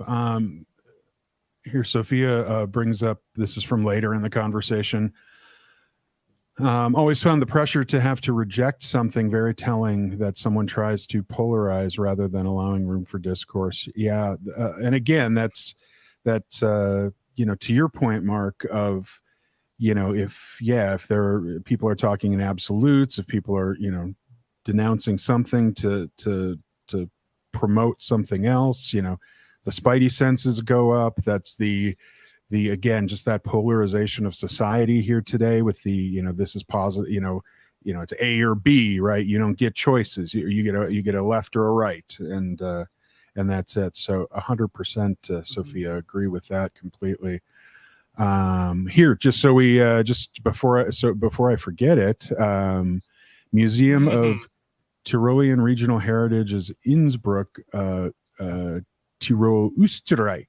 Österreich is, of course, Austria. Österreich, yeah, it's Austria, of course. Yes. The Eastern Empire, yes. or the Eastern Kingdom. And Nord Tyrol as opposed to Süd Tyrol, which is in Italy. Oh. Yeah. Okay. Since the First World War, it's complicated. I think Mark might have covered this in a previous one. Yeah. Yeah, the South Tyroleans are separatists because they mostly speak German. And so they would like to either be part of Austria or have their own nation. And that's been around since, the end of World War I. Mm-hmm. So maybe one day, who knows? Got it. Never knew that. Got it. Yeah.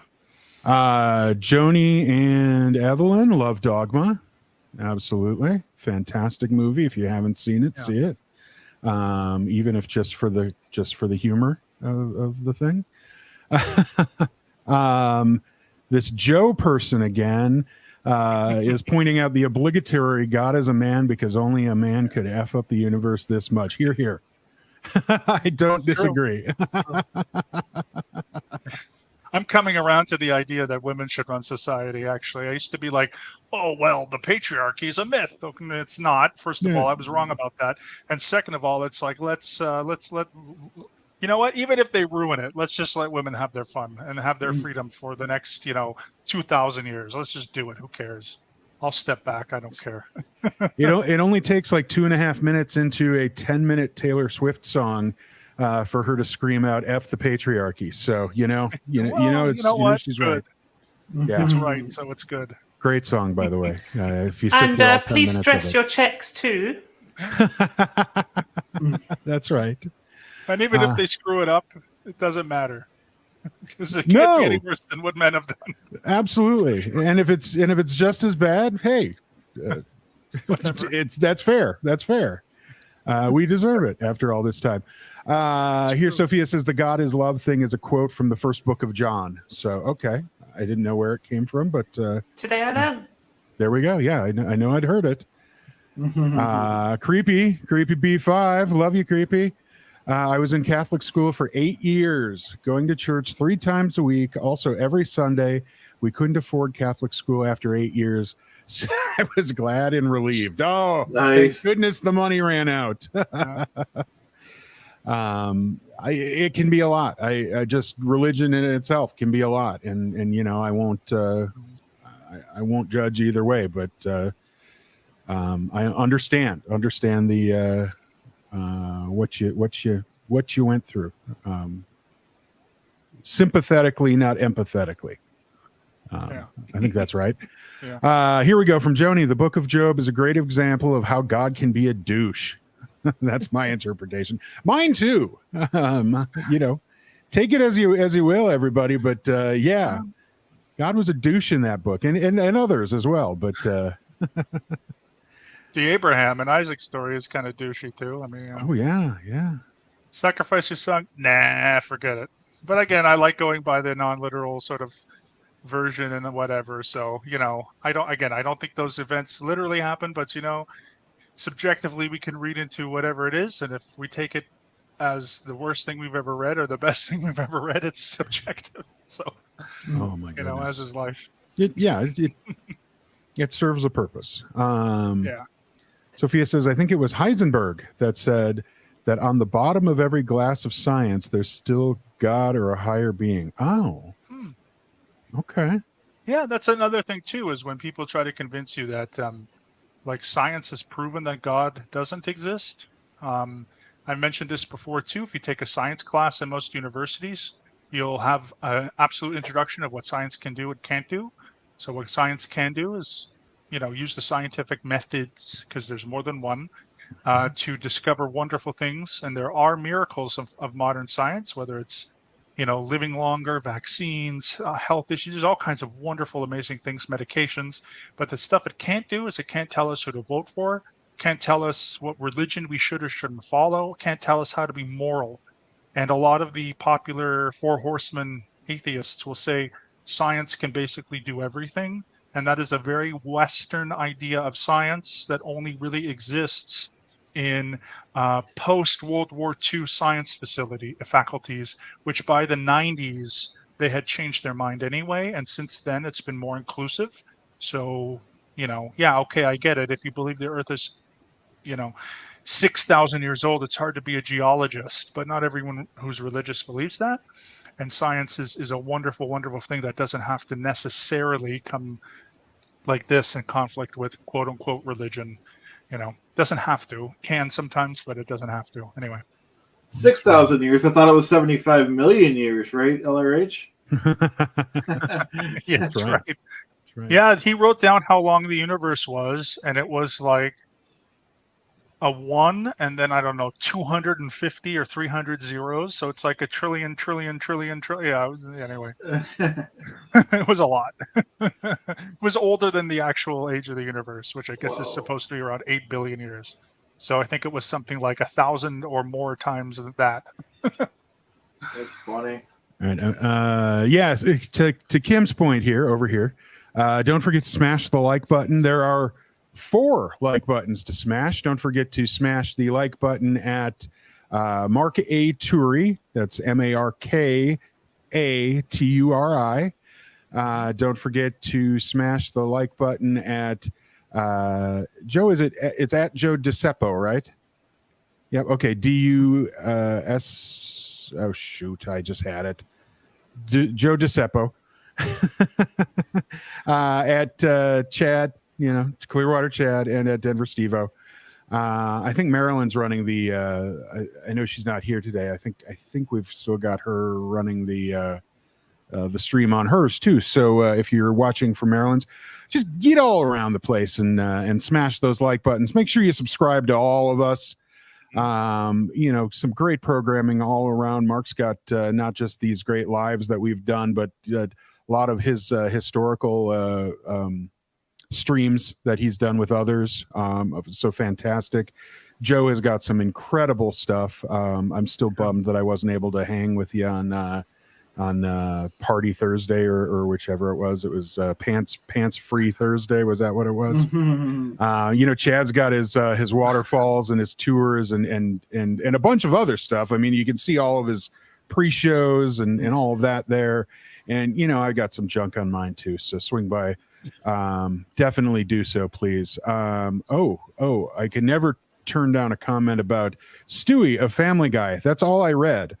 While being interviewed by James Lipton, enough said, said the God of the Old Testament is so deliciously evil. The fucked up things he did in that book. Wow. Oh, Stewie is, and I know Stewie, speaking from the words of Seth MacFarlane. I know Seth has his own tales with religion and with his identifying himself. Did you guys know? Some of you may have known this. Seth MacFarlane had a plane ticket to get on a plane from Boston Logan on September 11th, 2001. And because he was running late, he didn't make it on that plane. And thank God for what he's brought. Seth, I think Seth is a very funny person. I know he pushes boundaries, and I appreciate that. I personally appreciate that. And that's just one more person that we would have lost to something horrific, and two, imagine him going, oh my God, and kind of having his own battle beyond that. I look forward to a story at some point in his life, maybe a true autobiography or something that really kind of explores his discovery, his challenges with religion. I think he identifies himself somewhere in a more atheistic state today, but I would be interested to hear Seth's true story, and not just through the voice of Peter and Stewie and Brian and the gang at some point. So I know he certainly explores some of these social issues very well through Family Guy and through the Orville and its death. But anyway, that's Seth. And yes, thank you, Freezino. I can never turn down a comment about Stewie Griffin. That was a great show. Yeah, absolutely. Here from Sophia, if your idea doesn't stand up to discourse, this is us. Yes, yeah, absolutely. If you have an idea, it can't stand up to discourse. If you end up going just because, rethink you need to rethink your theory. Again, religion or non. We're just kind of talking about a society in general, but absolutely, that's a very good approach. If it just ends with yelling and arguing, you're probably either not a good debater, or you're standing on the wrong platform. So, Sophia also says, "Do you know the author Arto Pasolina? Arto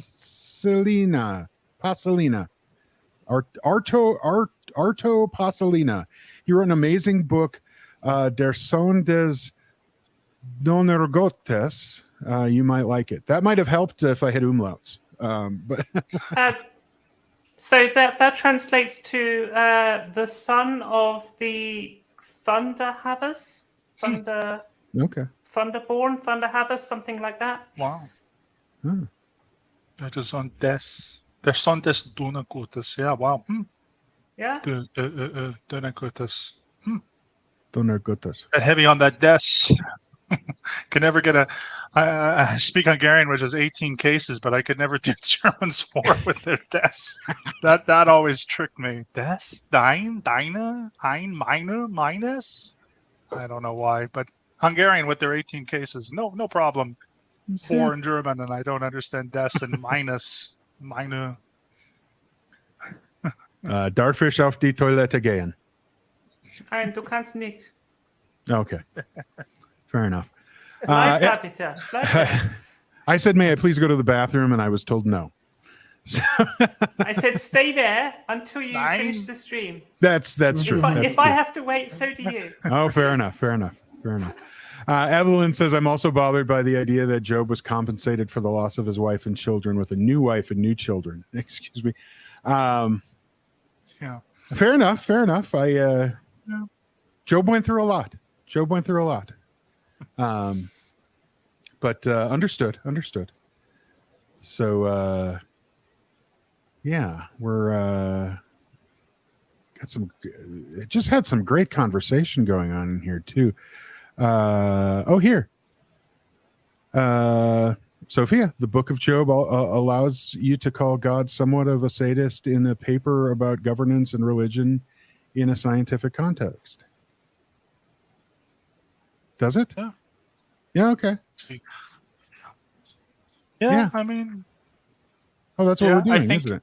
a lot of concepts of gods, like we mentioned in polytheism, right? The hard polytheists would say that their gods were, giant people, and they had different kinds of personalities. So when we look at like in the religious studies aspect from what we discovered last time, it's like, yeah, people need to make sense of it, and a lot of those characteristics that are applied to God in the Hebrew Bible / Old Testament were consolidated, because this is why I think sometimes God is looked at with all these different types of emotions, is because certain cultures had like gods that were very sadistic, but that was only one god. Then another god was always happy and always loving. That was another god. And so I think what happened was, at the time, when monotheism was becoming a thing, specifically in Judea and Israel and Judea in the ancient times, they kind of consolidated all of those different types of gods, and they had multiple different emotions and multiple different characteristics, and so it can kind of come up as different contradictory. But if you think about it, just if sometime before, they were all represented by different gods, so they had to make sense of, okay, now we have one God. So the one God is not going to just be something that they organically create out of their own heads. They're going to have to consolidate that with different cultural perspectives that they already knew. And so when the people were writing the stories, they were probably doing that, and then those stories, maybe they didn't want somebody to do something, morally speaking. And so they had to scare people in some cases. And, they feared to eat certain things. Like, it's just, we know now because we live, thousands of years later, and we have good science. But, at the time, we have to think about people at the time, and they didn't have the resources that we do. And so they came up with these things, and it doesn't excuse any abuse or anything like that. But at the same time, they were thinking in much different terms than we were, and they only lived until they were 30. So, different time, much different time. Yeah. I'm posting the banners so everybody gets the addresses, our addresses here. I saw somebody was saying they couldn't find a couple, so Yeah, no worries. wanted to make sure Thank that you very was much. Yeah. Now if I can find Chad. There we go. Thanks, guys. There it is. Clearwater Chad 9037, as I like to say, 90210. So, absolutely. And then there's me. Absolutely. So the chat has started to digress into a bit of a debate over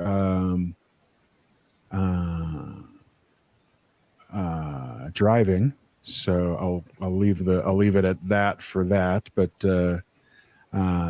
Daniel, look what you started there. But here we go. Renee. The truthyism. Yes. Just left Costco. What a nightmare. Never go to Costco on a Saturday afternoon. Yeah. You go to Costco on a Tuesday about Evening. or I would say like right as they open, right? Yeah. Hit them up. I know everybody's working. You got to take a day off when you're going to Costco. Yep. And never go on a Saturday. Oh, this is what's this all about? There are 7 facets of God in the Bible. Like douche, nice guy, sad guy, happy guy, that kind of thing. Is that the facets? I don't know. Selfish, altruistic. Yeah. Daniel says, "Hey, Renee, Costco, huh? Yeah, that's a bad dream. All right. Yeah, it is. Absolutely. Is Sam's Club still around? Because I always preferred Sam's Club. I prefer Costco because I'll tell you that Kirkland stuff, that's amazing. But Sam's Club still exists. It's I actually live in a community now where there is a Sam's Club in the community, but you've got to drive to get to a Costco. Now, rumor is they're going to be building a Costco here, but it's not going to be on the nicer side of town. It's going to be on the older side, which should rejuvenate that a little bit. That'll be fine. And I say town, I really mean town. I don't mean this is not a city. But so there should be a Costco, and that'll be exciting because nobody likes to drive. But I love still to this day, and ladies and gentlemen, even if you're not a member of Costco, most Costco's you can drive up over by the tire shop on the side, and they have the manual fill your tires with the nitrogen gas stuff. Yep. And nobody checks to make sure you're a member. They don't come and look for your card over there. It's just a self-service. Well, they will now. Well, Yeah. well, that's because I'm from Denver, Idaho. So Idaho Costco's check out. But yeah, it's something they apparently. So I used to love that, and now I'm no longer a member because it's too far of a drive, and there's a Sam's and stuff's all the same. It's just different packaging kind of thing. Although Kirkland versus Maker's Mark or whatever it is, whatever Sam's Choice is. I'm much a prefer. So anyway, I fill my tires at Costco, and I'm not a member. That's all I'm saying. Nice. That's all I'm saying. So that's an impeachable offense in my country. I'm sure they'd like cut my fingers off for doing that. That's funny. Here's we got. I love Sophia's contributions here. Take not eating pig meat. It went bad fast with a nomadic lifestyle, therefore it got forbidden. Oh. Yep. Oh, simple as that. Most likely, again, the idea is most likely because if it's not cooked properly, if it's not cooked, you can't just eat it raw. And so, I mean, again, it depends. Like I personally, I don't eat pork because it's not kosher. But again, it's like one of those things where people ask me all the time, "Are you afraid that like you're going to be punished for not eating pork?" I'm like, no, it's just because that's what it says. Don't eat pork, so I don't eat pork. If I accidentally eat pork, I'm not looking up in the sky thinking a lightning bolt is going to hit me. It's just part of the law. Right. Some people are, unfortunately. I do know some Orthodox Jewish people who are literally terrified that if they eat pork, something bad will happen. But I know some myself. Absolutely, no, without a doubt, it won't. But here, I just want to point. I just want to. Oh, yeah, no, absolutely. I just wanted to point this out here. Steve Britton, we're glad you're here. I know I'm pissed at the notifications too. Folks, do this. Put this in your head from time to time. And this is not this is just something that I found helps. It doesn't fix the problem. Every once in a while, maybe once every couple weeks or so when you're on a page, go to the subscribe button.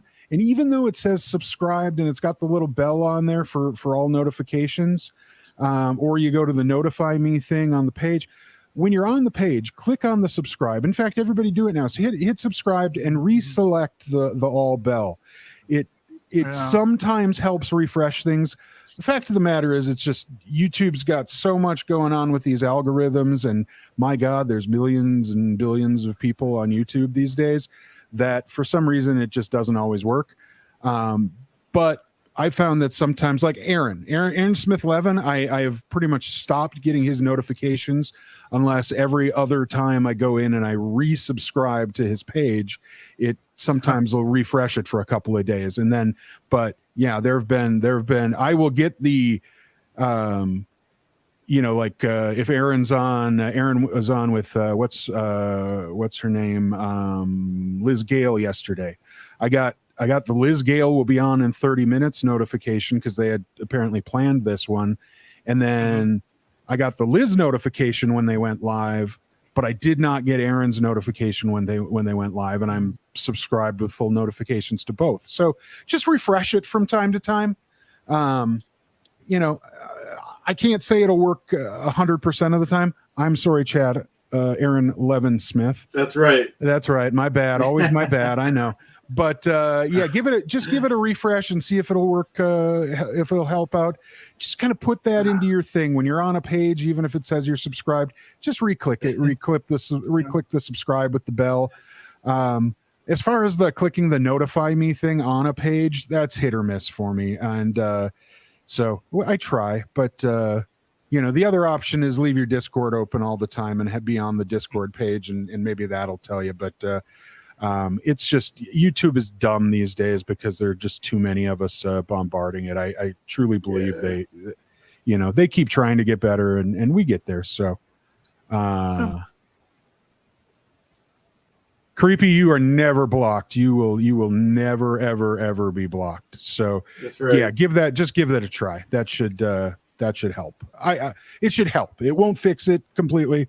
It should help. So otherwise the only option is, you put it in your Outlook calendar and remind yourself that way. And that's just dumb. We shouldn't have to do that. So, although somebody yesterday, I was on a page, I think I was in a chat with somebody, and they were trying to figure out when the best time for them to go on was. And they had actually put together this crazy schedule for the day. Kudos to them. But they said, okay, I see so-and-so's on it this time, so-and-so's on it this time, so-and-so's on it this time.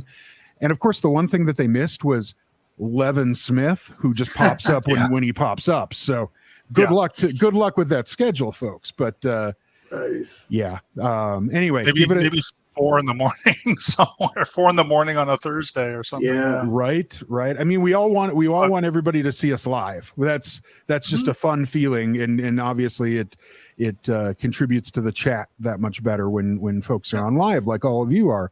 But it doesn't always happen, and sometimes you do have to,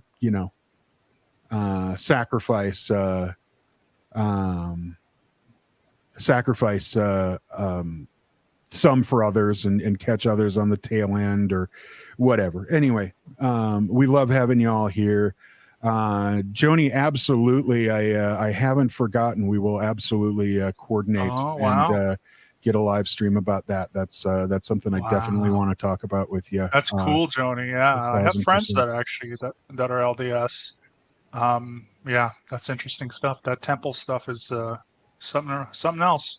I'm 100%, and I'm torn, and this is not any sort of challenge or anything to anybody that has left Mormonism, anybody's feelings towards Mormonism. I've said it before. I have some very close friends that are LDS to this day, and they are 1,000% happy being in the church. Yeah, they tithe. Yeah, they there are things that they have to do. Their experiences are certainly different from Joni's experiences or Shalice's experiences from Cults to Consciousness, and and it kind of falls into that same thing as religion itself does. There's not a yay or a nay. There's varying degrees and varying experiences that people have, and I absolutely would love to talk to you about your experience. We'll dive into that. I'll get with you. I know you sent me the email on it, and we'll get it coordinated. I absolutely 100% promise you. I've not forgotten. I'm not blowing you off. I promise that. So, but we'll get there. Yeah, it's definitely a conversation to have. Folks, with that though, I think I don't want to blow everybody off. We've run about 2 hours and 15 minutes or so, and I think our chat has. I think we've hit most of what everybody has kind of posted out here today. So, Kim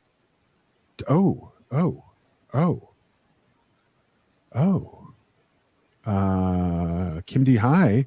I'm preparing to share my journey leaving the church. Didn't know it was a cult until 2020. Yeah, Wow. fair Wow. enough. Fair Great. enough. So, That's cool. yeah, Kim, that's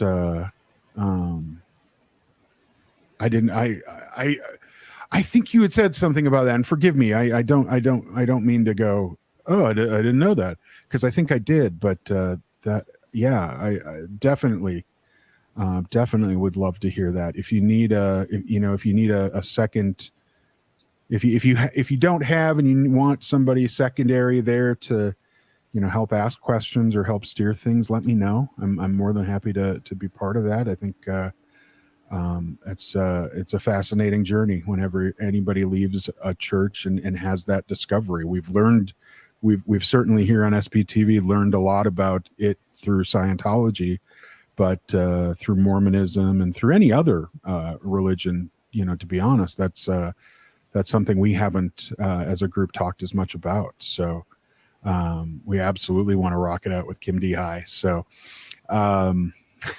anyway, hey Willie Weed, glad to have you here right as we take off. I know you've been listening, so wonderful. To anybody on the replay crew, please drop comments below. It's always great for the algorithm. Hit the like, subscribe to all of our channels, please, and we look forward to seeing you guys again next week. So Absolutely. that's all I got. Thank you, everybody. Yeah, again, Okay. thanks for the support. And next week, again, we're talking about non-theistic religions and sort of secular philosophies. And again, thank you also for listening to my presentation this week. Appreciate it very much. And I think Joe wants to play, which I would like her to play. oh my so if she God! wants- Oh, I can't. How No, dare no, no, you. no. I'm doing the heart thing, like Chad. Oh, the heart thing. Oh, yeah. Yeah, Hearts, there we everybody. go. There you go.